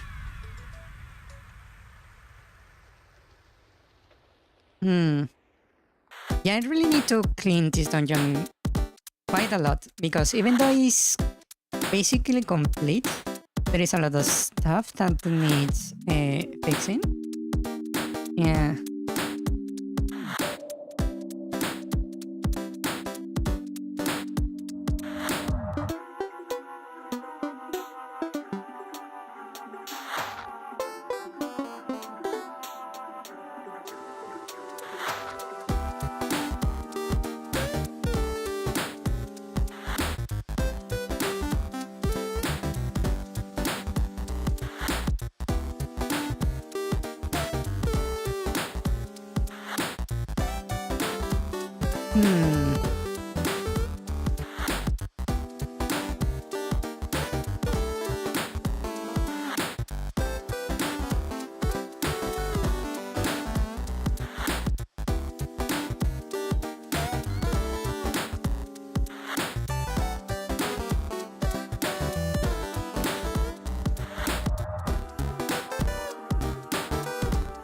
Actually, you don't need this stopper right here.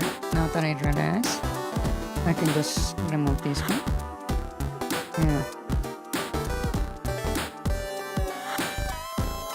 Okay, next one. This room is a bit more complex. Let's see.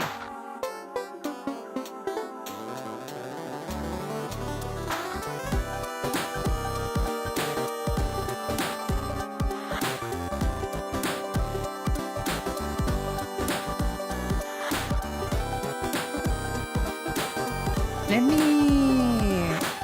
move it aside, actually.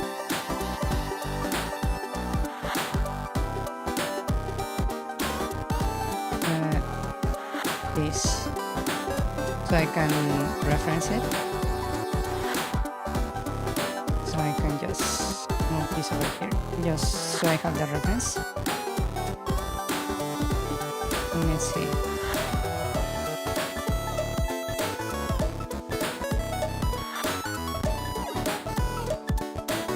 Okay, so we have a yellow switch on the bottom right.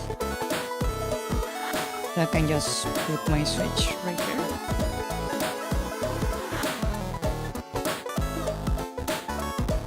Right, and I don't want the block to get stuck on the corners, so let me put a few stoppers around. Right, and here I need some space, so I'm going to just set this like that.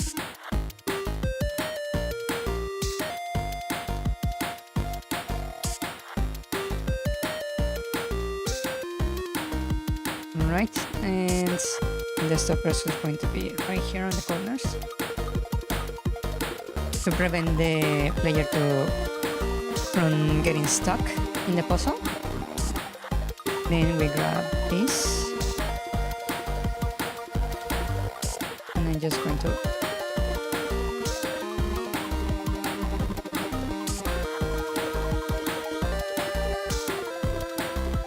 like that. And that should be that. And I need to make the little chest to spawn. Maybe I should make it right here on the center. Let me put the slime right here.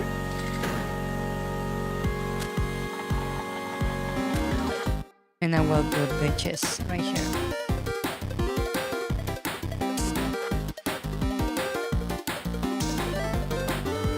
And with the key,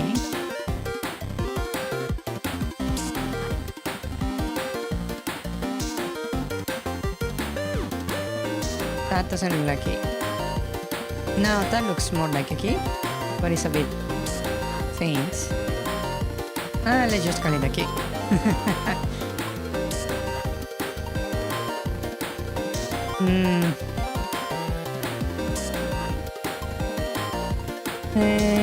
Targeting is a skill every contributor needs to have. I'm really afraid of putting my count out there because once a community form, however small, you need to target them. Yeah.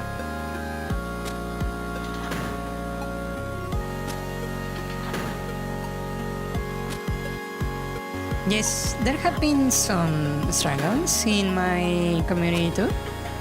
Yeah, indeed.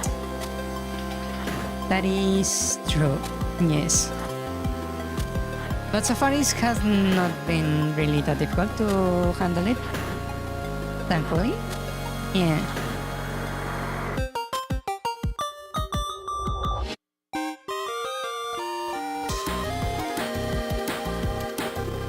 These rooms are being surprisingly clean.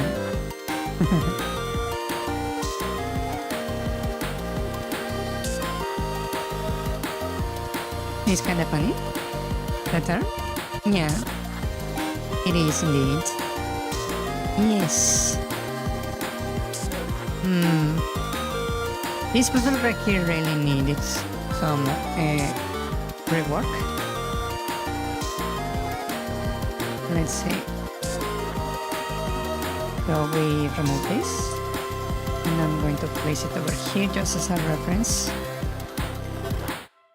Let's see. We need these that are basically the respawning blocks. Maybe I should mark the switches first. Actually. Let's see, so we have one on the corner, right here.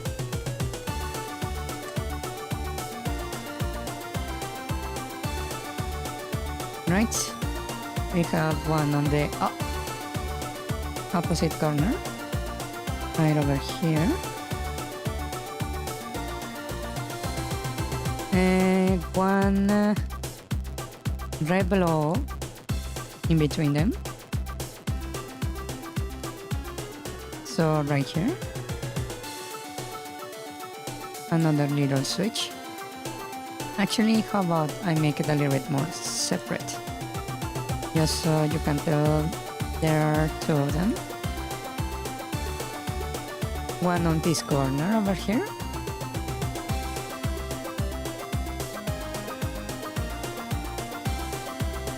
and one next to it.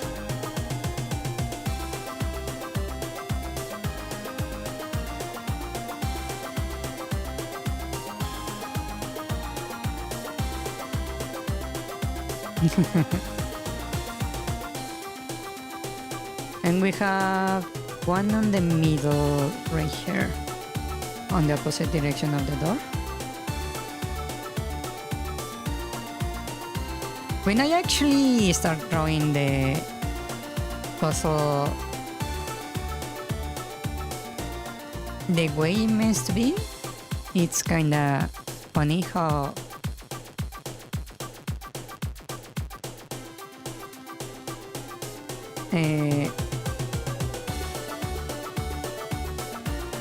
what to call it?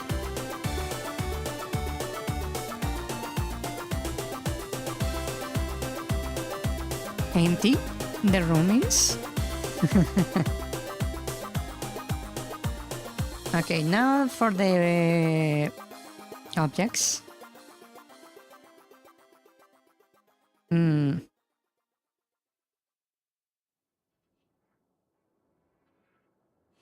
I might need to update this puzzle because I'm realizing you can actually fix this puzzle very easily. Solve it, I mean. Yeah, I can, for example, simply push this to the right here. Then this to like that. And then that one right there. This one can go directly down. And then this that way and that way. It doesn't have to be solved the way I set it up. Yeah. Ah.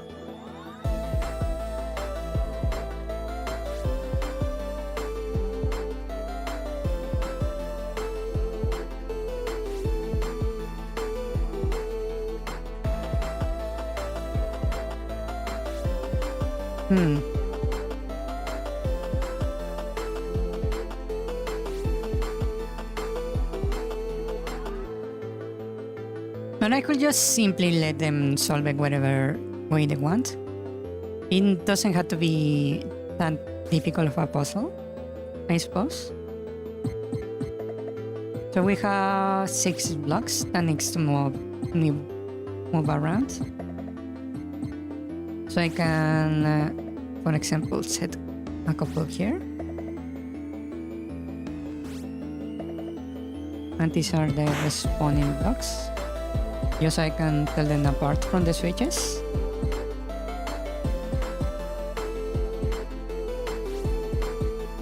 Yeah. And they push the blocks out of bounds. I will probably set what to call it?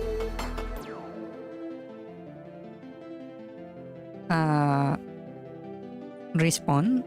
Well, it doesn't matter if they throw them out of bounds. After the timer runs out, it will just respawn where it was at the start.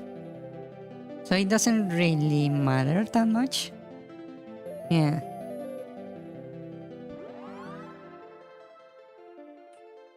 I can have the two facing each other right here.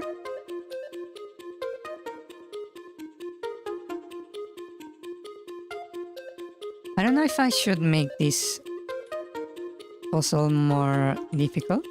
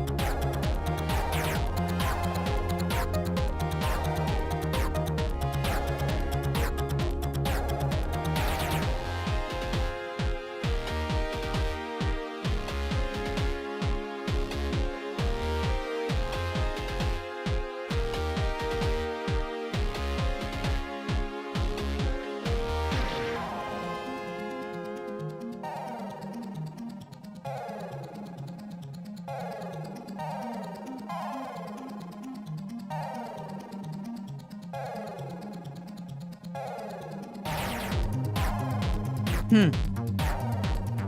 Now I'm realizing this puzzle is actually harder than I thought.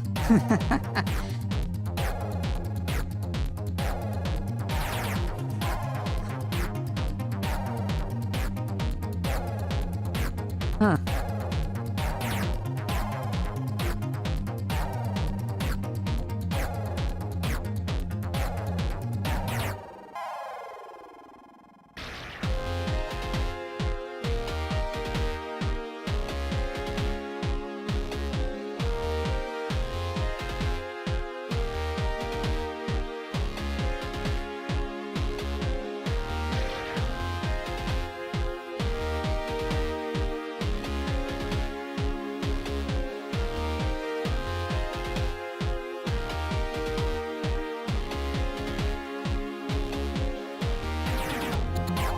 I try to solve the puzzle in my head. How would you solve this? I have not read the last two, but yeah. I was trying to figure out how to do some of this. And I'm realizing this might be harder than I thought. Just because of how open this is. Yeah.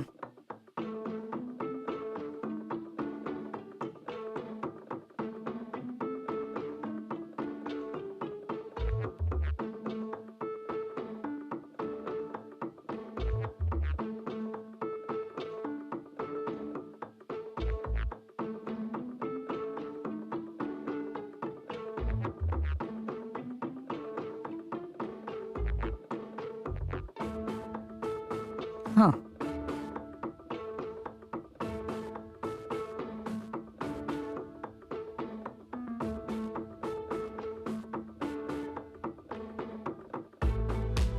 The last puzzle is a fake out. Just stand still and door opens. And then I will start pushing the middle one up. And then push those two at the left up. These ones like that. And that will trigger those two. Yeah, that actually makes sense, yeah.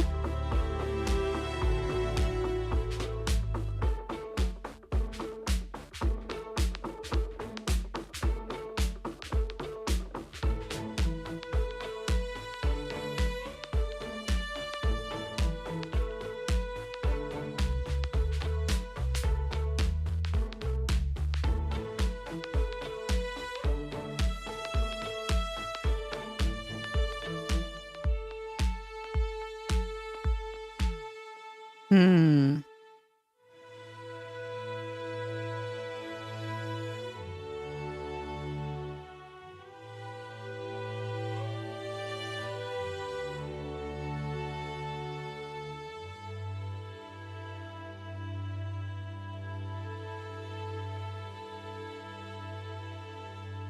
Let's see.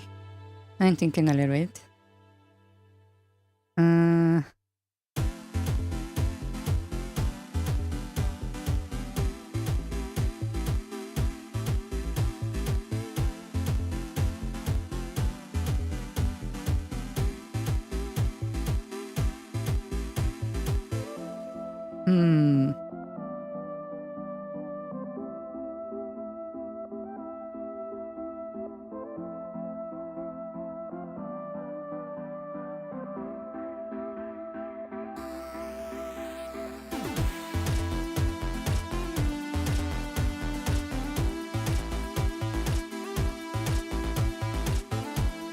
Hmm.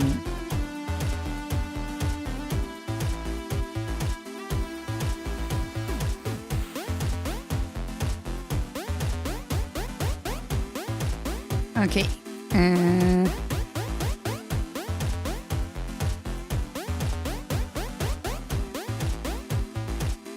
Let's see.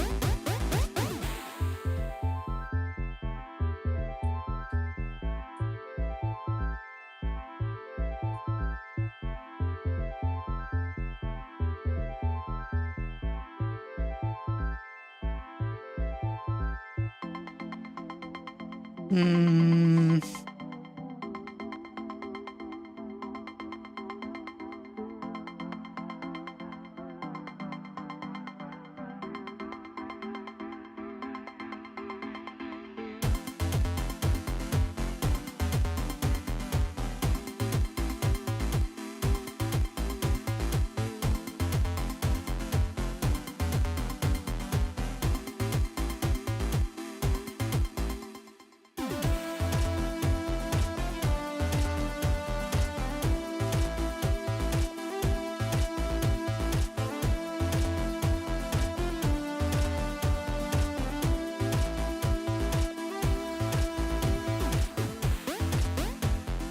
Hmm.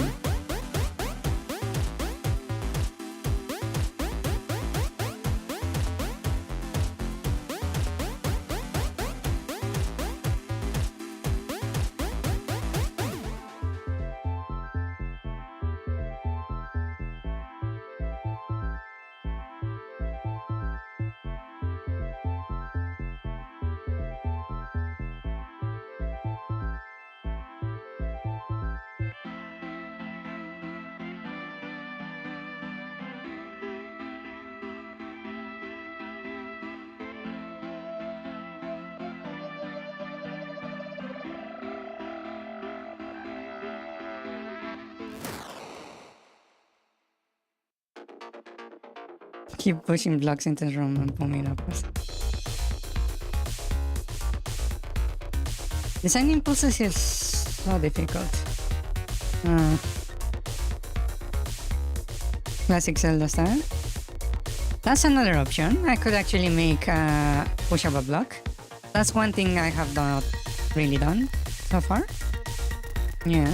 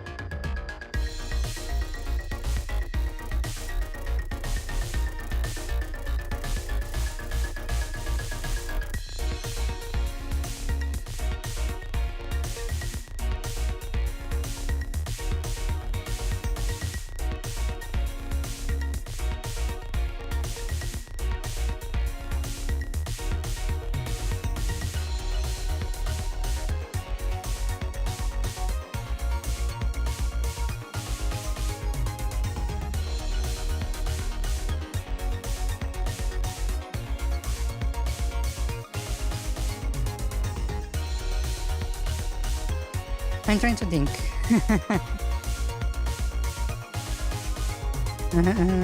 Omega nonsensical pulsar give the player sandwich and the sandwiches. It's on the keyhole and opens the door. That actually something that already happened on the Zelda series. If you watch my playthrough of the first Zelda, there is actually a one area in one dungeon you cannot really move forward without giving a goblin a piece of meat. Where do you get the piece of meat? On a store hidden somewhere in the world. Just lovely design. Yeah. Just lovely. Lovely design. Nice playthrough block.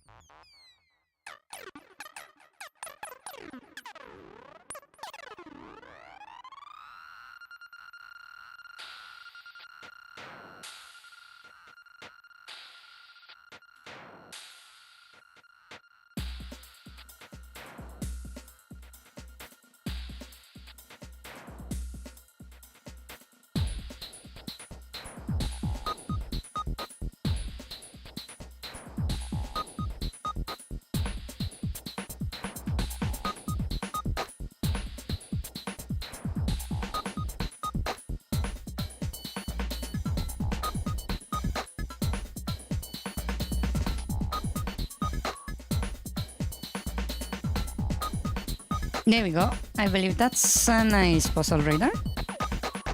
Nice. I believe that's a good puzzle. Yeah. Okay. And I will just add a little door right here.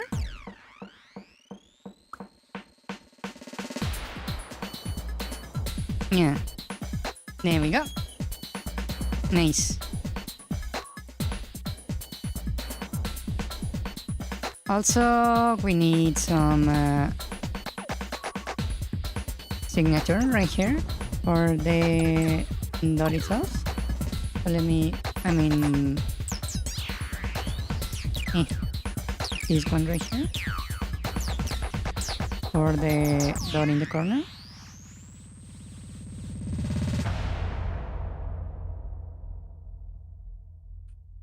Right there.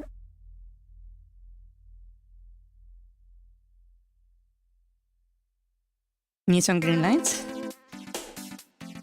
Let me test this out. Can you guys solve the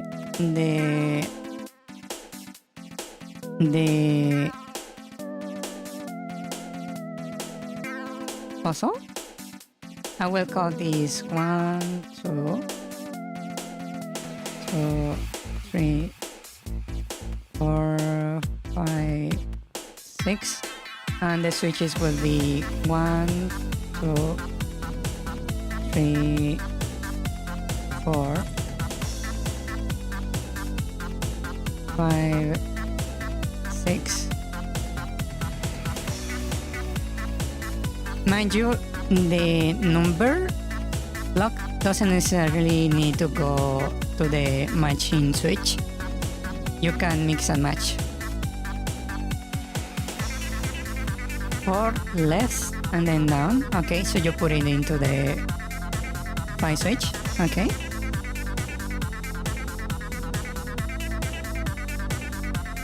Left and down, excuse me. This right here on the middle. Yeah.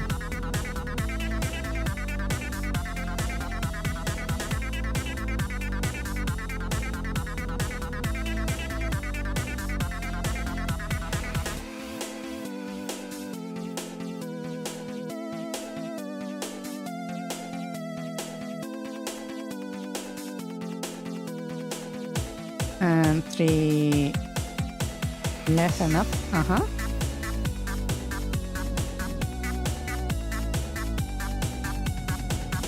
Two left and up. Uh-huh. 5 right and up. Uh-huh. That triggers 3. 1 right and up and 6 right and down. Yep, that's a valid solution indeed. Yes. That's actually a different solution to the one I had in my mind. Yeah. Which is kind of funny. Yeah. 3 down. 5 down. Okay. 5 right. Okay, that's trigger. 6 down. 6 left. Okay, that trigger 6. Oh, you're matching switch with switch. Ah. 3 up. How do you do 3 up? You already put it down. Like here is against the wall. You cannot really push.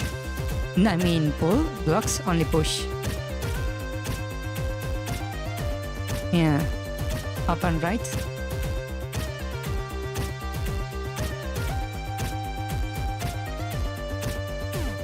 Well, it will reset eventually, but it will reset the rest of the puzzle also.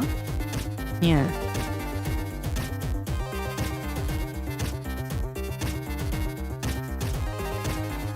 Mind you, these blocks will return to their original positions after a certain amount of time.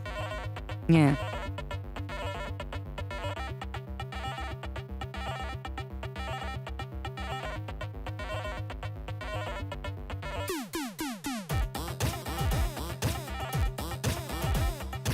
You're lost now?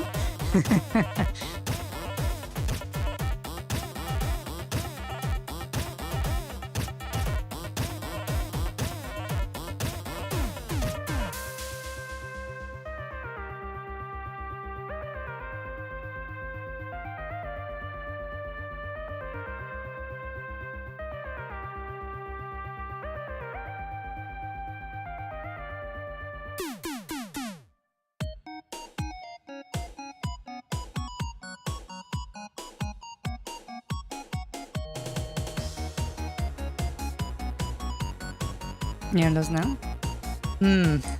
Well, at least I know it can be solved, which is quite nice. Yeah.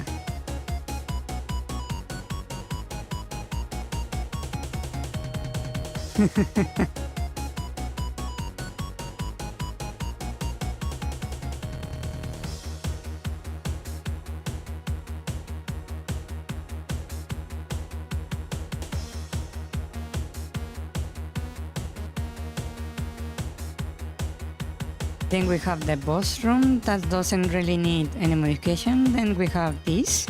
That is going to be the item, the dungeon item location. Right, so let me set this a little bit smaller. Right here.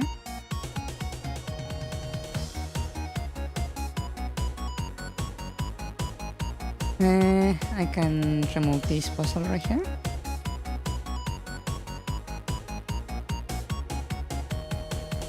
Okay, we still need to refine so much of the dungeon. Wow.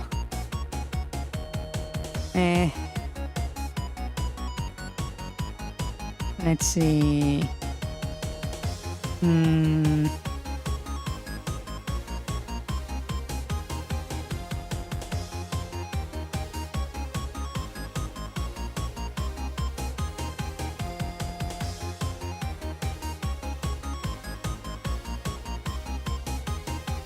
Let's go for this room right here.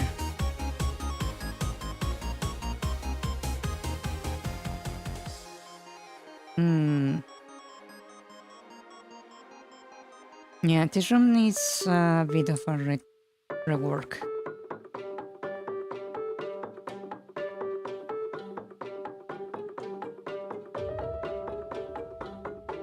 Okay, I will put the original one down here, just so we have a reference.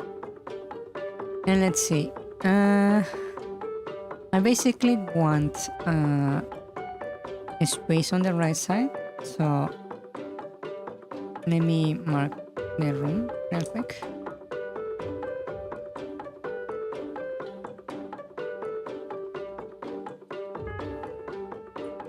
Like that, and let's see. I want this like this. A little block right here, marking the limits of the room.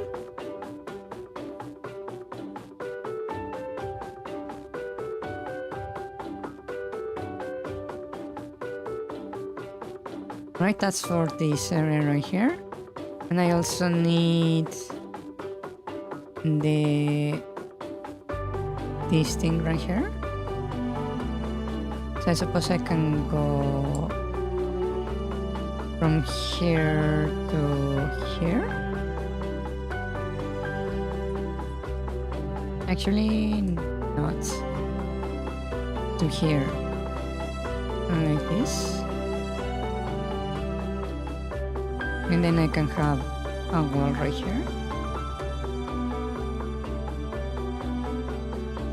Right, and we have a switch, but because I don't want to have blocks crossing from one map to another, I'm going to put a bunch of the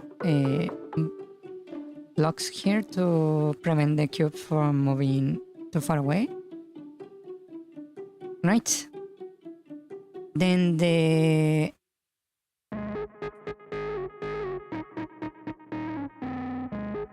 chest is going to spawn right here with the key. Then we have a switch that we need to move. So we'll put the switch right here.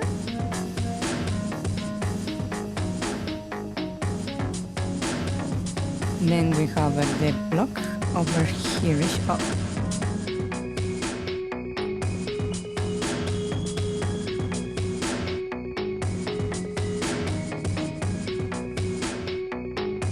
Right. Like that. And this one is meant to go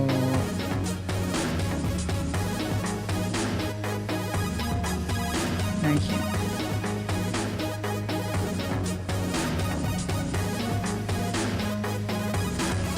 Basically, this one has a blocker behind, so it doesn't go that way. Yeah.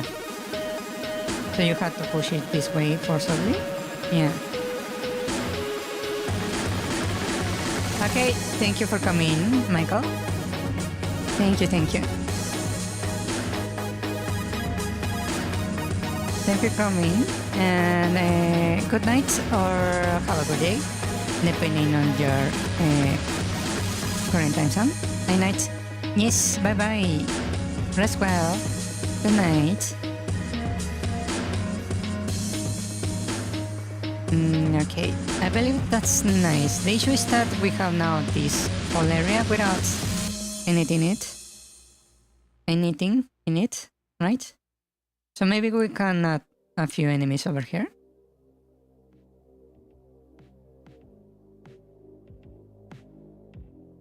Just a few.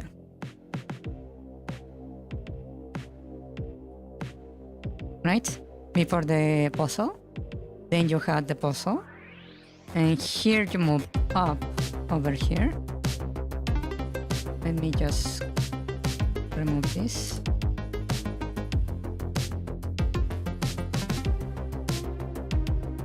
And I will just set the entrance right here.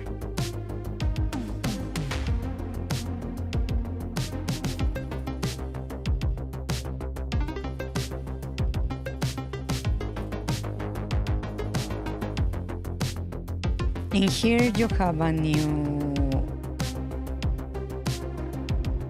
pathways that you need to take care of. A little puzzle, that is. I need to clean this room also. But I don't need this anymore. It's looking way more clean. In the spots I already cleared them up. Yeah. It's looking surprisingly well, actually. Yeah.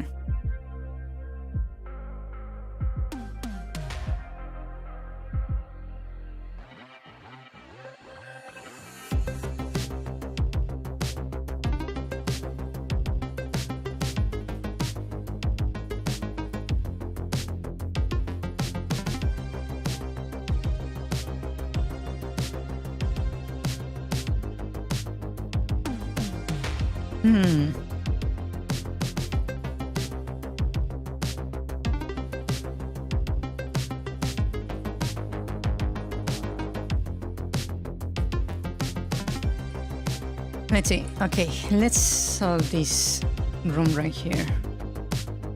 He kinda needs it. This right here. Let's keep it as an example real quick. And okay, let's see. First I need to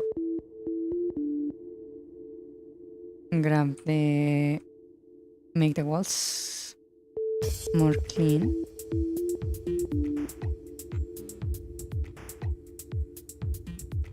Okay. Now, in here we have this, basically a pathway, an enemy, and a few returners. Okay, so basically we're going to have something dividing the room basically in half. So it would be something from here to here. Right? And this is basically going to be a bit of an abyss, a hole, maybe, right?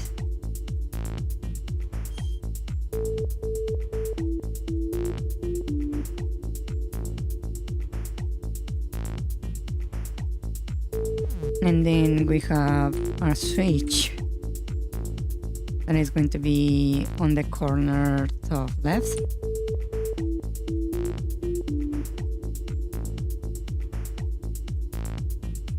Right there. And we have a block over here.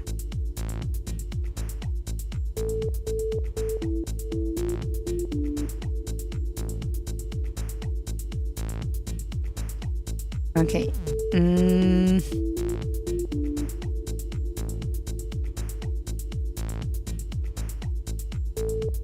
Here I'm going to need a few stoppers. The first one is to prevent them from going into the corner, right? From getting stuck in the corner.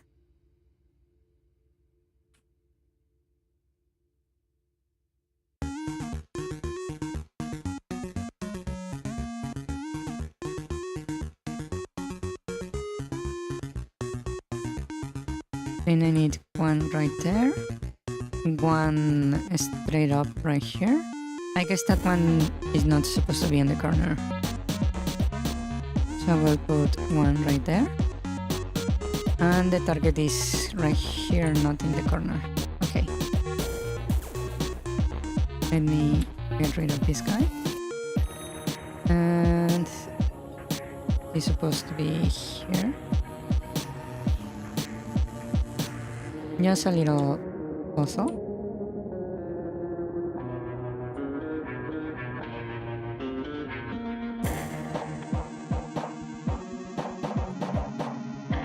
Like that.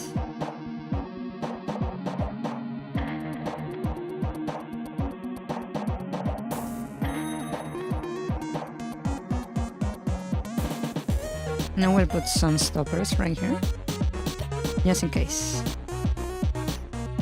Like that, yeah. Aquí.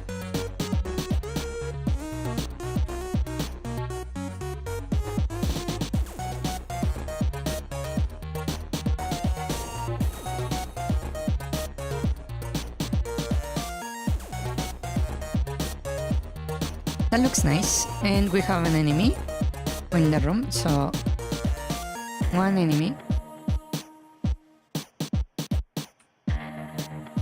Yeah. And the solution is not that difficult, but I suppose I can just write it down. It just from here to here, over here, and straight right there.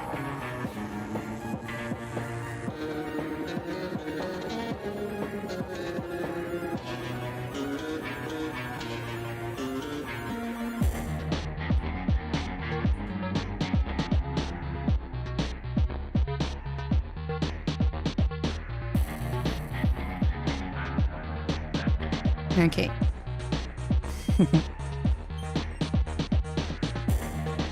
Okay, that looks nice now. So I don't need this right here.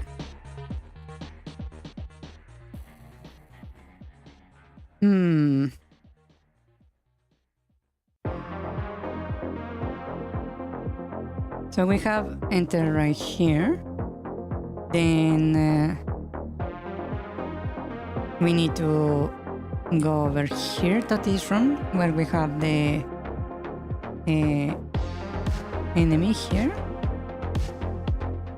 basically, right?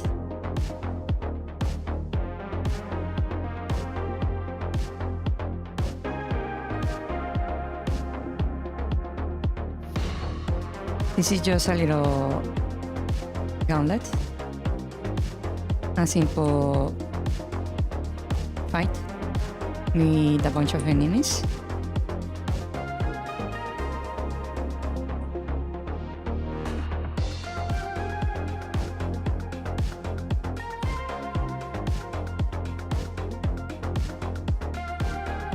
Right?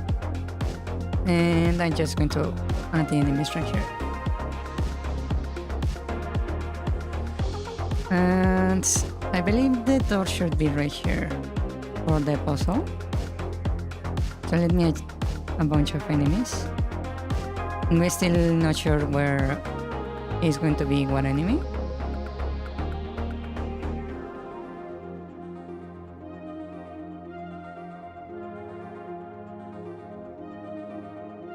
We're just going to put a bunch of small enemies in here.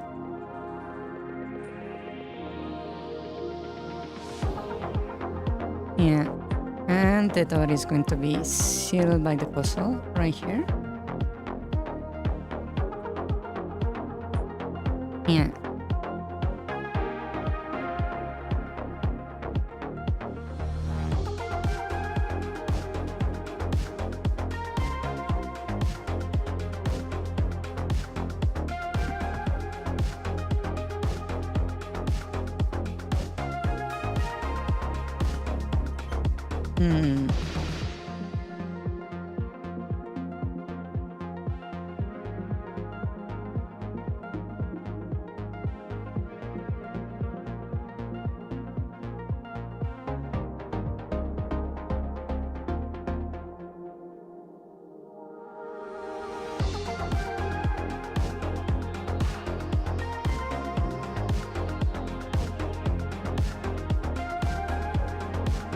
Okay, so finally we have this little room right here. That is basically another puzzle. So let me just clean this up. Your boss has left, so you can go home early. Nice. That's very nice, yes.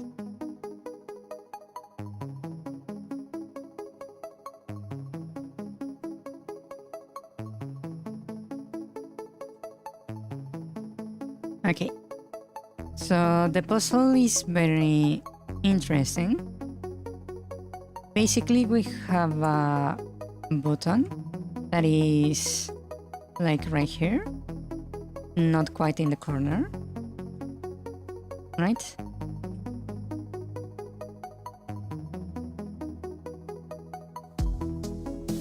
And because of that,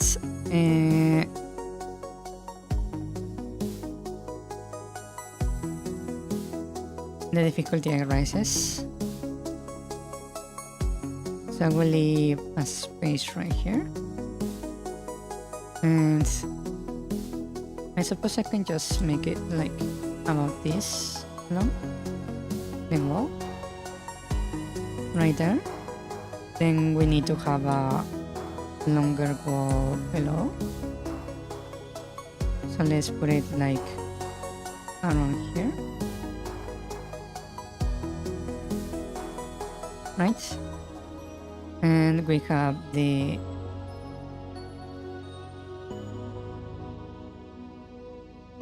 block that apparently needs to be off the wall a little bit, like around here.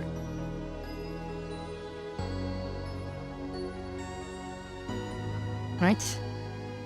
And I need to have the little stoppers. So the first move is right here, right? From there we need to push up around here-ish. And then needs to go to the wall to the right. And then hit the stopper. Allows it to go straight to the right. So that stopper is going to be right here. Hola, Spy. Bienvenido, bienvenido. So I will do a trip like that. And then from here it's going to go over here-ish. And then it needs to go down. So we can put it about here-ish. The stopper. And from there we need one more stopper right here.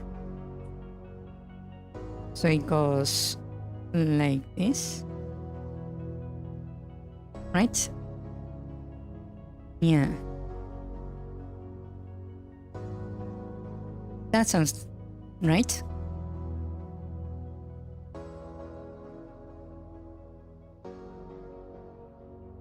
And that's pretty much it. I can add a little door right here.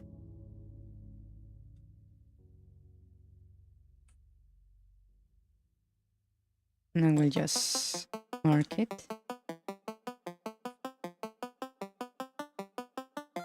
Yeah. Estoy bien, Spy. ¿Cómo estás tú? And the answer for this is going to be like this.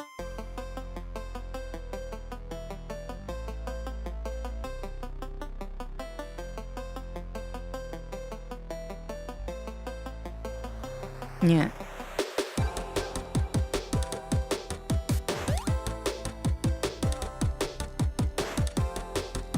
I believe it's a very obvious solution, but we could say. Yeah.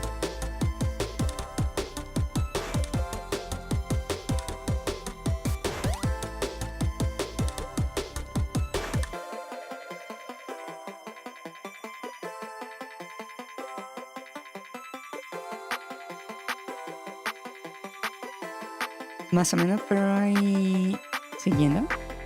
Okay.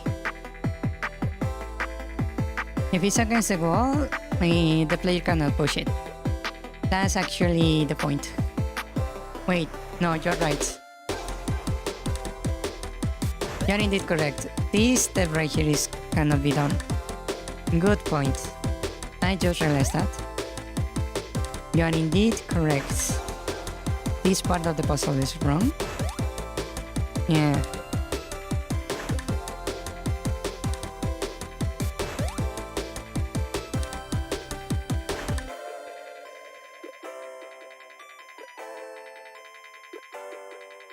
So it should be more like this.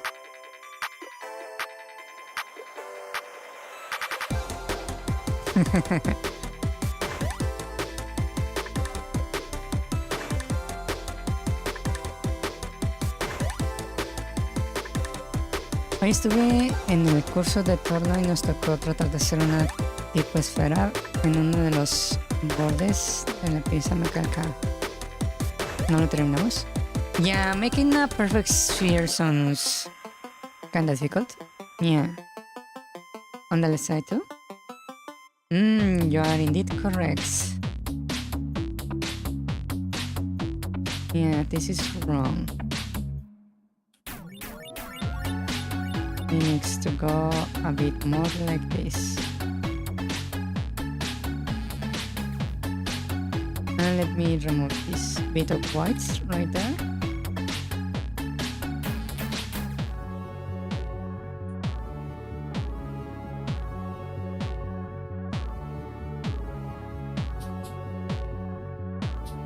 Right, like that. That makes more sense.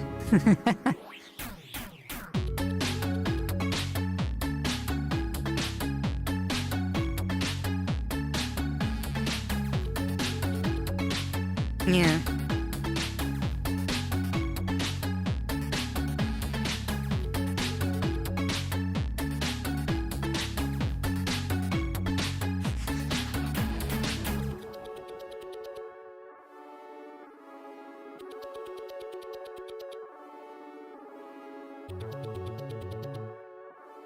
So yeah, should I add a bit more fakes into the mix?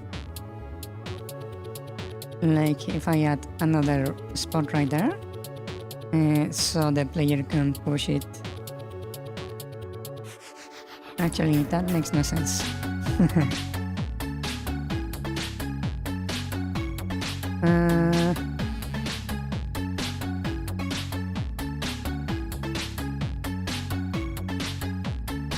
You can place one right there. And right here, so he can do that. And I stop right there, so it looks like he can go over here. And stop right there. So you can try to go over here. Right?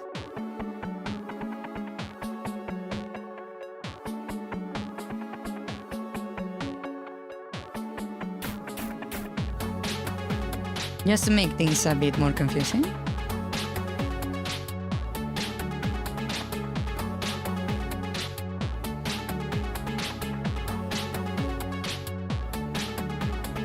Well, it could actually lead into the correct solution if they do.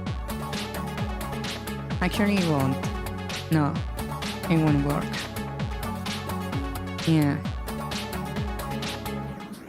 So even if they manage to get through here, they will just do a loop-de-loop. And they will have to basically go to the default movement. Yeah.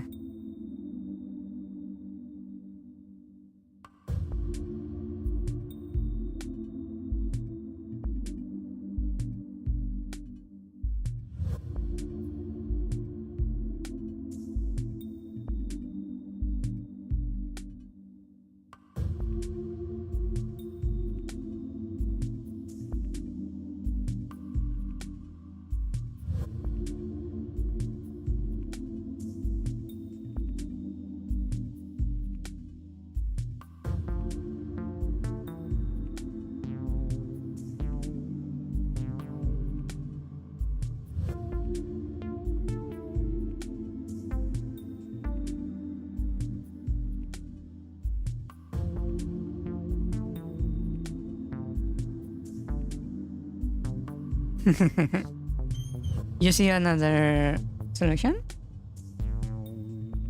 On the left side, instead of pushing it down, you can push it up. You mean like that?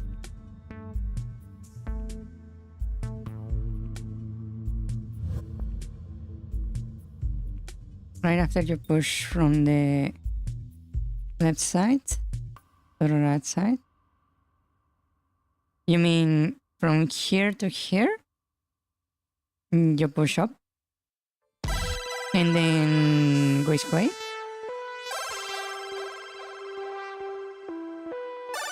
If you push it left, you will end up on the corner. Really? You will move over here.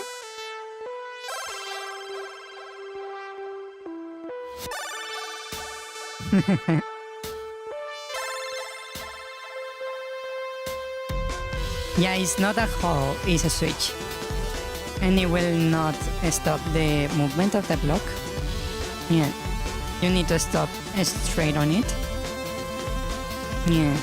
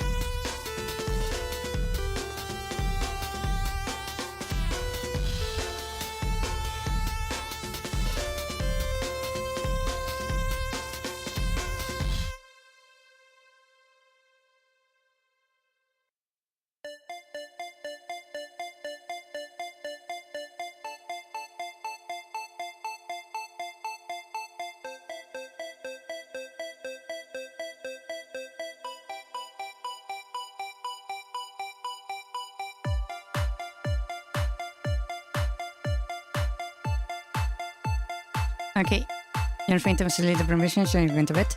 Okay, good night, Ricardo. Sleep well. Thank you for coming to the stream.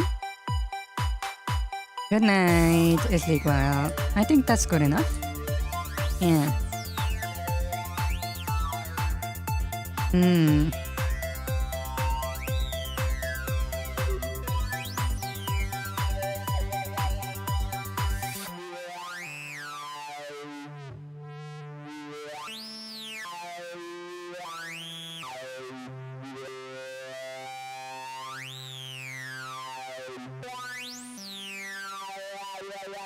I think I need a reset button, actually. I think that's kinda necessary. Yeah. Because there is a high chance the player is going to get stuck. Yeah. Hmm.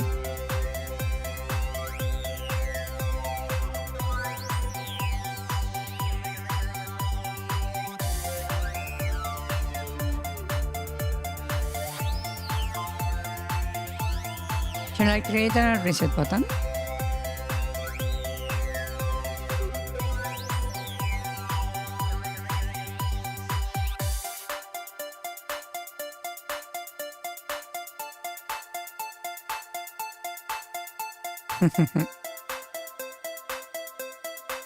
Put the reset button close to the pad so that the player will almost always accidentally reset. It will be funny, yeah. If I place it, for example, right here-ish, it will reset if the player takes the ground path. If I put it right here or right here.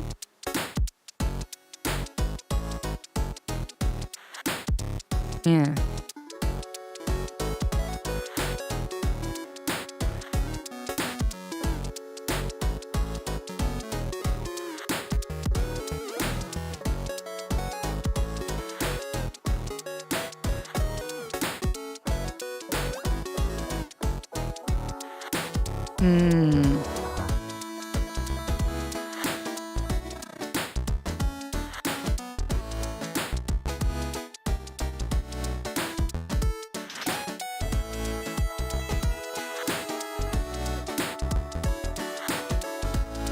Where would you put the reset button so they have a chance of falling on it?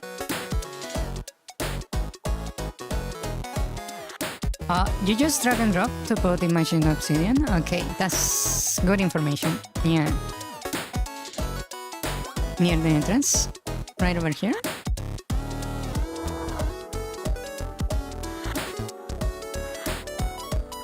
I could put it where would be nice? Right here?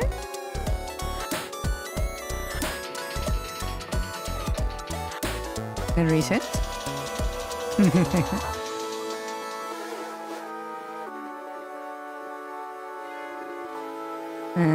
Maybe right here.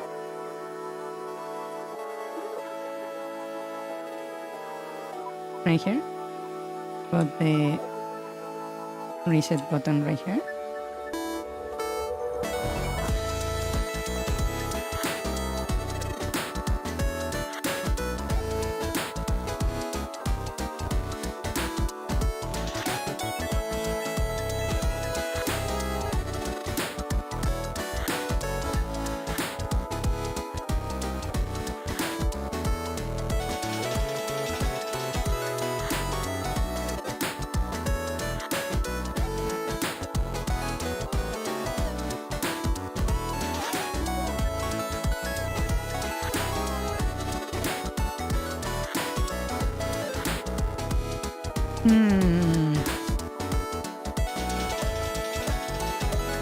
I suppose I can put a reset button over here also.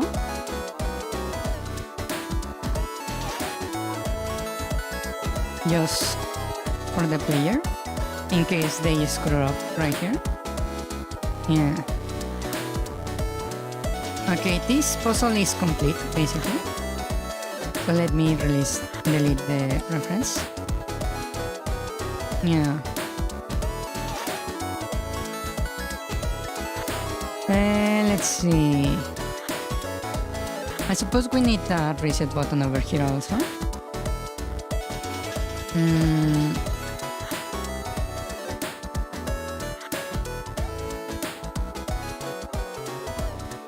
Actually, here should I just remove the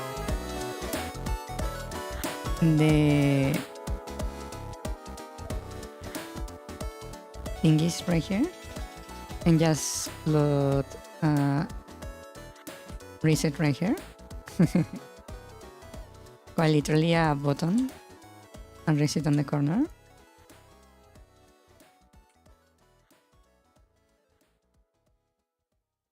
That way, if they start pushing through the walls, it will just end up right there. Actually, that means I need to put this so they can actually do that.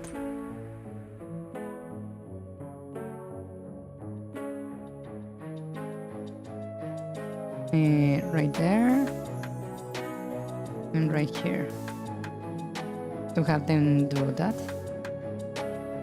like this. They go right here, and actually I need to put it right there so they go up from there. Actually no, I don't think that will work.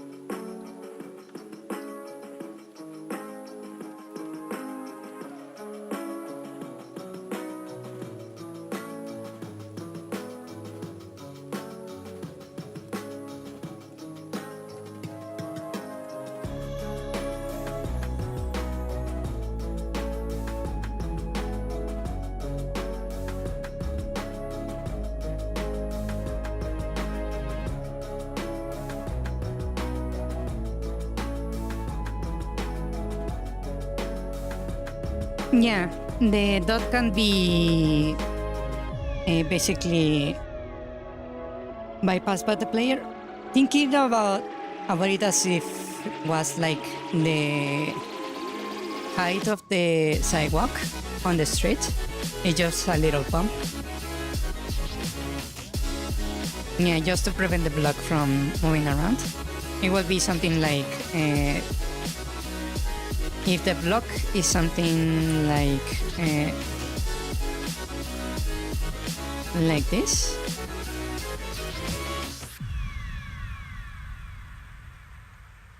Right? If the block is something like that, the bump is going to be something like this. Just a little cube sticking out from the ground. Something like that. Is the idea? Well, yeah, just a little bump. So the player can walk over it, but the cube cannot really bypass it. Is the idea? Yeah.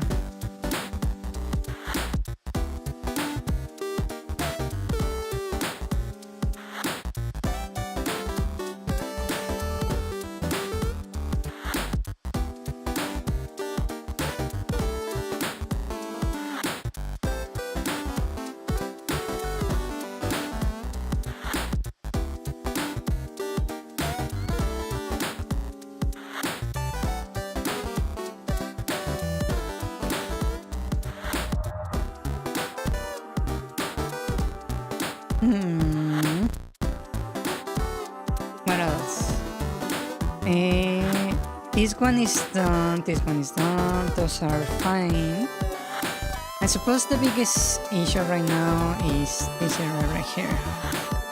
Let's see, let's start with this little puzzle. Let's see.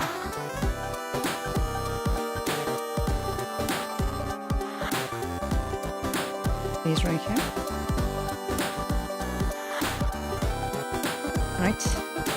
And I will move it over here so I can have the reference.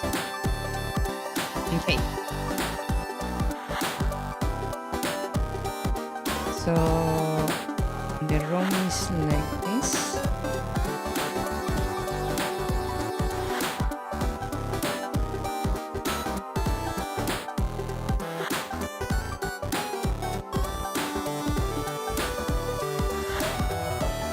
Okay, and we have a timer and basically a runaround.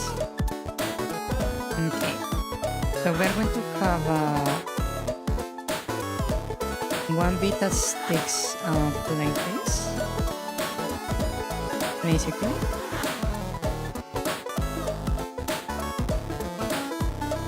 Like that, and it's going to be like a hole.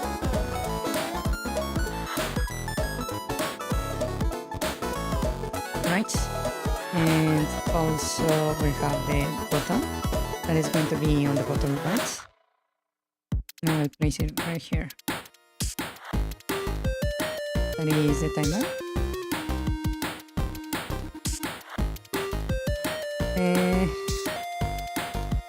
And we have this shape right there. So I'm going to make it like this.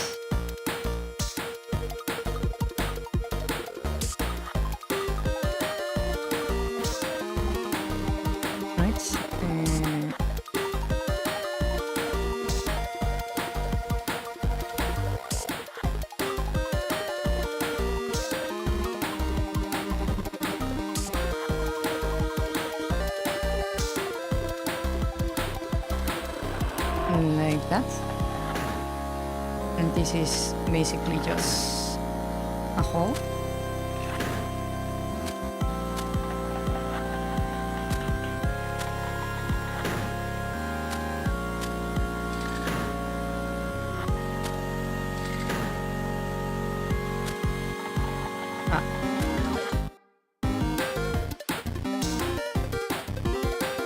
Just a little hole, like that.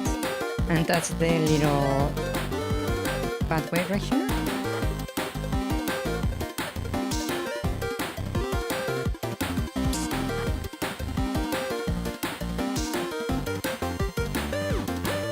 Actually, this is meant to be a one-way door, so let me clean this just real quick.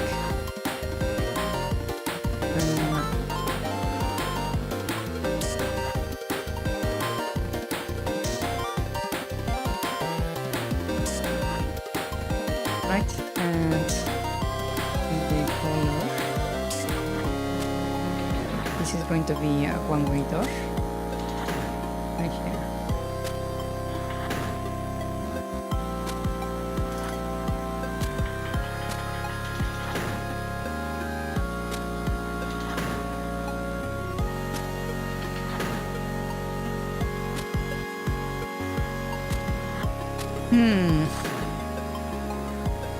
That looks way more clean.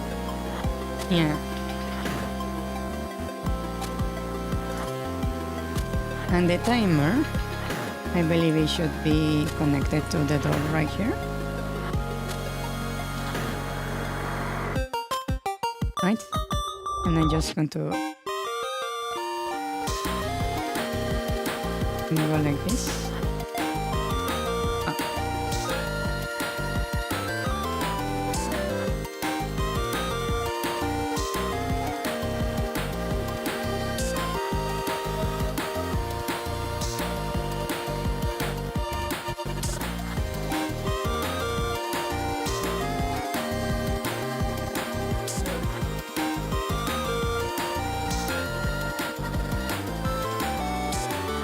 Just a signal that that controls the door. Right. And I will probably add a few enemies on the pathway just to make things a little bit harder. Right? Just a couple.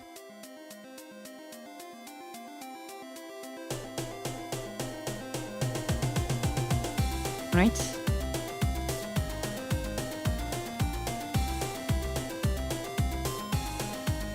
It is just a little time trial.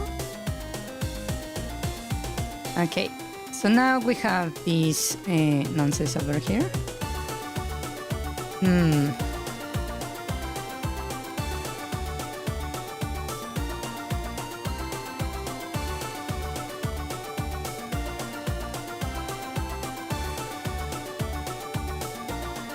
Hmm.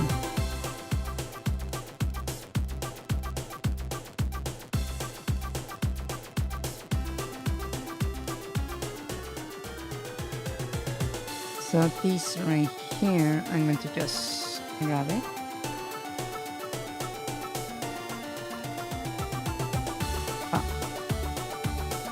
Put it over here as reference. I don't need this one anymore. Okay, so this is going to be from here to here. And we have a straight line right here. And I will set it to this height right here. Like this. Okay, we have a wall here. And we have a door right here. According to the reference, we have a switch on the corner right here.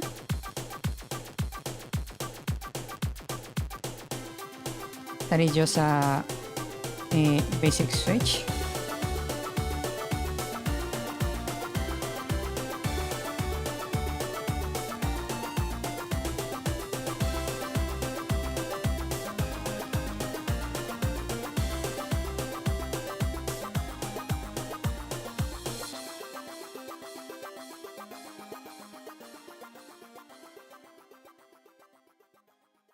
That controls this door. Nothing too complicated for that one. Yeah. This place is extremely empty, I must admit. Yeah. Also, we're missing the door right here. So let me add it. I will put it right here.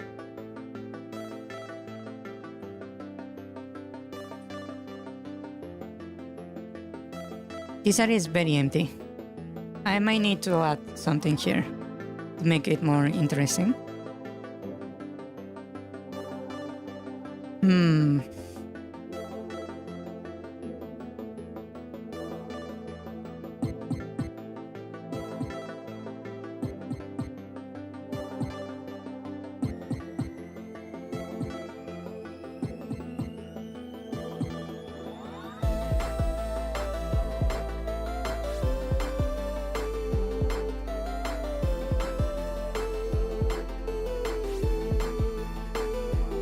This side of the dungeon has only one boxes, yeah.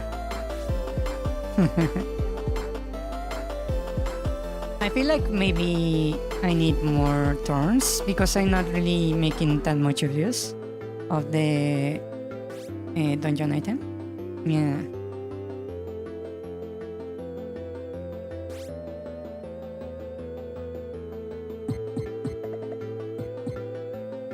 Should I add a different kind of puzzle?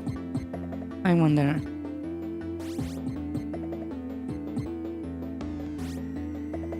Yeah, but to actually do that, the player needs to have access to the torch, basically. Not that it's that difficult, actually. Yeah. Because they could get literally this key right here and go back, open this path, and there is just a little pushing block to open this door. And from here, they can go through here, solve this puzzle, face the mini boss, get the torch, come back, and burn through here and exit, right? And here they can get a new key.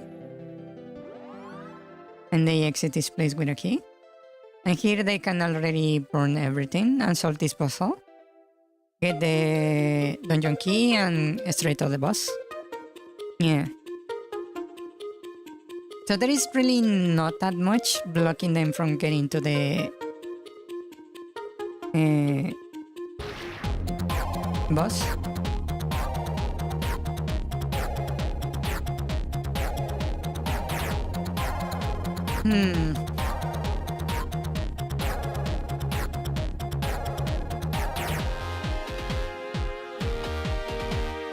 Maybe one of those spike tracks activates every few seconds and then deactivates. You mean you burn them and they disappear and then come back? Or you mean the spike traps, the literal hazard? The one that is like a bunch of circles, like this, that eventually become a little spike. Like this.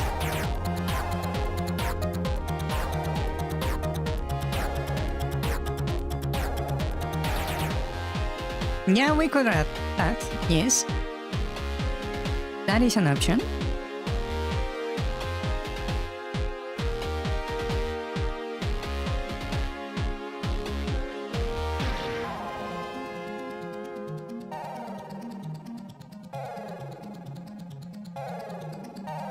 That's actually a very good idea. Let me add it to the dungeon stuff. We will make this a spike like this. Just a bunch of thingies.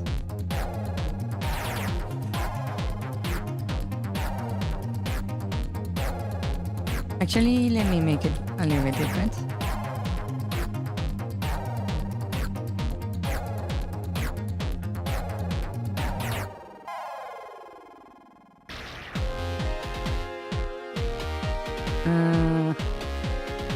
I don't like how that looks.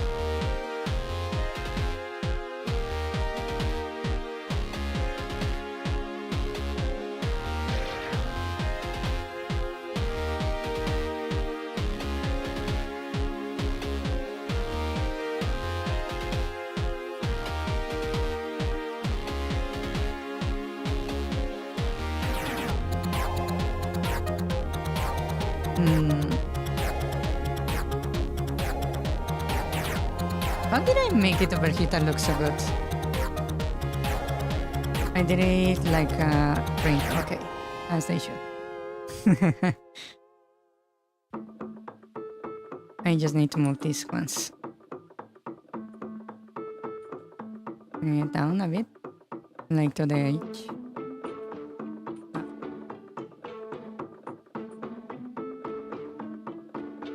Like that, and I can put this right here.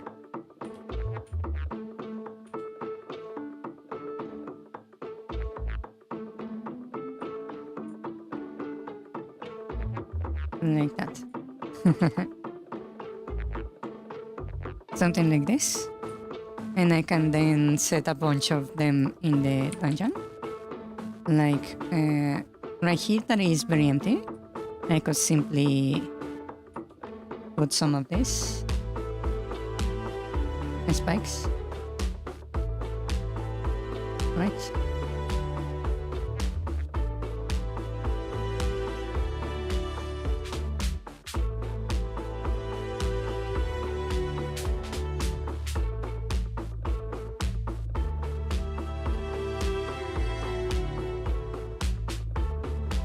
I can like place them around the switch.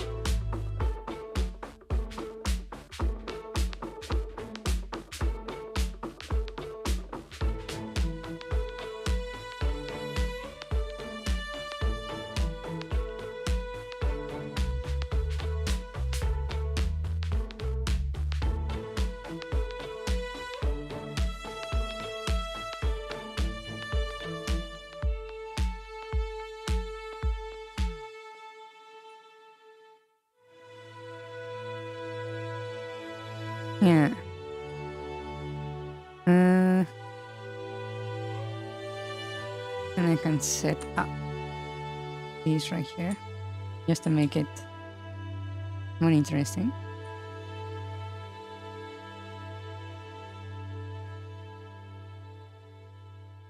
Like that. Hi, Mew. Just a question. Is there any Hello. way, shape or form we can add magical glass floor that appears when you step out of bounds? Is there any way to make the shape or form we can add magical glass floor that appears when you step out of bounds? You would need to show me how that looks because I cannot really imagine it. I doubt it cannot be done. I believe it can be done. I just cannot really picture it in my head. Yeah.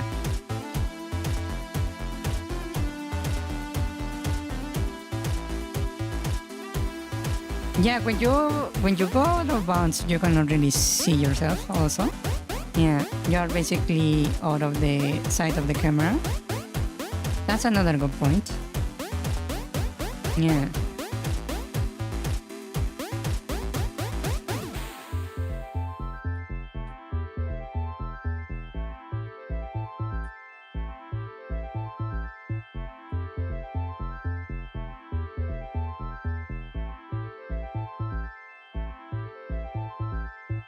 Sending it on Discord. Yeah. You need to show me because I'm not quite sure what you mean.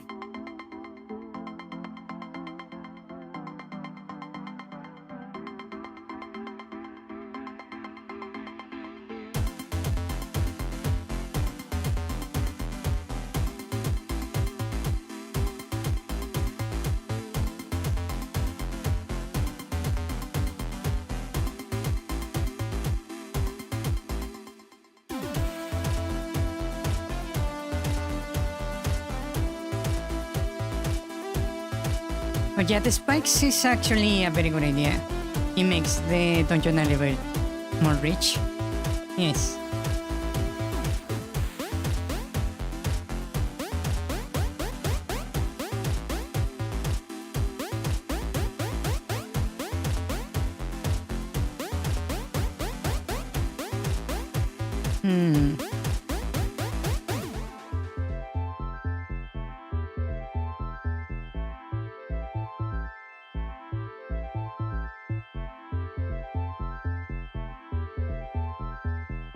For Obsidian, you can install community plugins via the settings panel.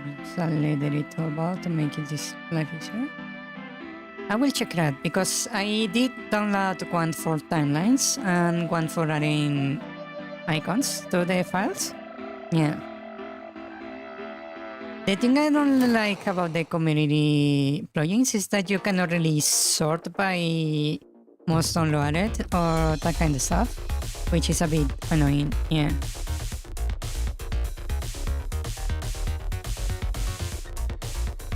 Let me see.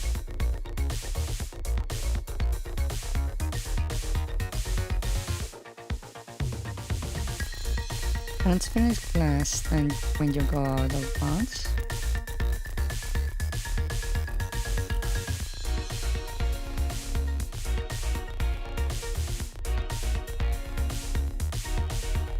Oh, I see. That's what you mean.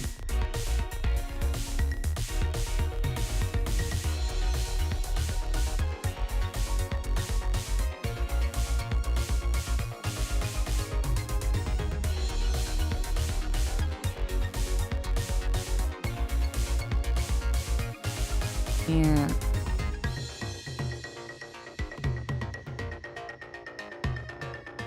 That could be done, yes. I'm not sure it would help, but I can actually do it. Yes. It shouldn't be too hard.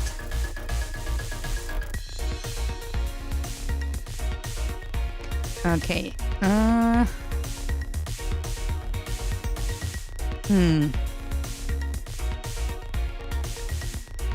Yeah, I can actually add the transparent glass. Yes. I don't know in what situation it will trigger, but I can add it. Yes.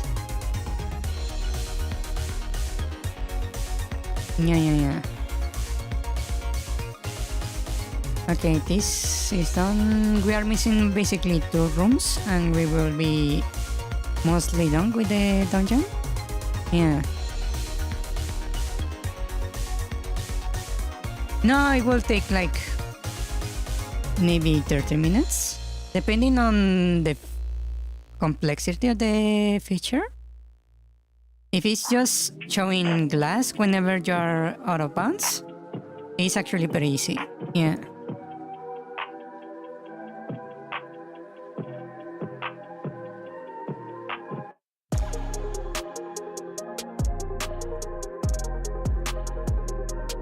It's just that I have other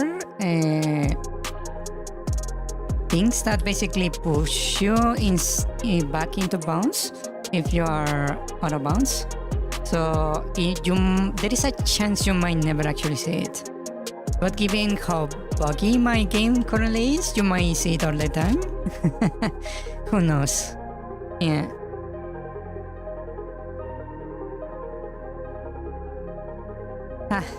Okay, so it's already 10:09 p.m. for me. So I guess I will stop here for today.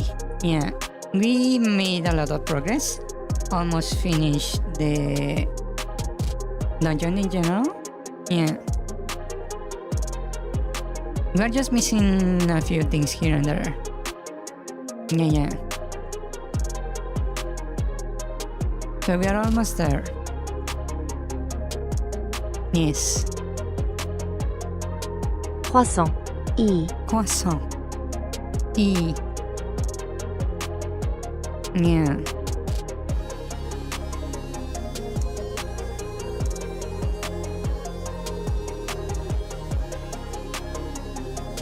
Oh, okay. I guess I'm going to stop here for today. And we will continue this on Sunday. Yeah. The dungeon is almost done. Almost. We're missing 2 rooms, maybe 2 or 3 more rooms, including the boss room. Fixing the hub area at the center of the room. And that would be pretty much it. Yeah. Looking good. Almost there. We're missing the entrance on this little hallway right there. But yeah. Almost there.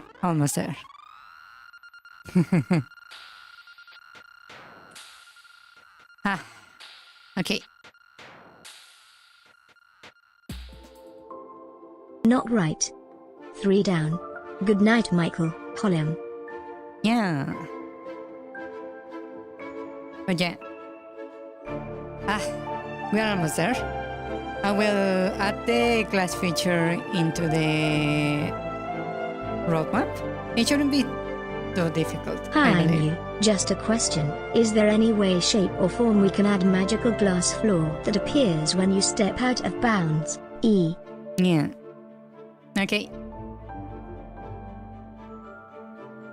Thank you for coming to the stream, and I will see you guys on Thursday. Yes, for more Hollow Knight. Yeah. I can actually add it. Yes. Good night. Bye bye. Buenas noches. Que descansen. Los veo el jueves. Yes. Good night. Bye bye. Rest well. Good night. Bye bye. Les digo hasta el jueves. Good night. Buenas noches. Que descansen. And thank you for coming to the stream. Thank you. Bye bye. Good night. And bye. 3 down. 5 down. 5 right. 6 down. 6 left. 3 up. 3 right. I'm lost now. Alright fellas, need to head off. Thanks for the stream. Night. Good night, Michael. My boss has left. Yay. I can go home early today. Colin. Duck emoji. Hola, como tan? Duck emoji. Hola. Pause. Momeno pero hey siguiendo. Hoy tuve en el curso de torno y nos tocó tratar de hacer un tipo espero en uno de los boards de la pieza metálica. Frowning face emoji. Spoiler, no lo terminamos. The left side too. I can see another solution. Yes. Left. Oh. You're right. Okay fellas, I'm almost fainting from sleep deprivation, so I'm going to bed. Good night. Okay, good night Ricardo. Lolly astam nana, bread emoji. Put the reset button close to the path so that the player will almost always accidentally reset. I tried putting image files in Obsidian. You just drag and drop. Near the entrance. There if you want to troll players. somewhere away from the paths if you're not evil. Sure. Can the player walk on the dot? So that they can push the box from any angle? Okay. Makes sense. This dungeon has only box puzzles, right? Maybe you can mess around with thorns blocking the box path, and the player has to burn them first. I'll write the progression. Maybe one of those spike traps that activates every few seconds and then deactivates. More of a hazard actually. Yes. Probably 5 dots is enough. 7. Oh, time alert. Hi, I'm you. Just a question. Is there any way, shape or form we can add magical glass floor that appears when you step out of bounds? Hello? I mean you can't even see yourself when you're out of bounds. Or sending it on DCRQ. For Obsidian you can install community plugins via the settings button at the bottom. I installed an edit toolbar to make life easier. Yes, it's terrible. Or sent, RC La Horror, frowning face emoji. If it wastes like 7 or 8 days, just don't even start it tbh. Croissant. Okay, good night everyone. Night Mew. Good night glass. Night. Let's go magical glass floor x2. Bye. Hasta mañana, DDDDD. Bye DDDDD. Croissant. Banana emoji. Cat, big black square, cat, big black square. Honeybee emoji.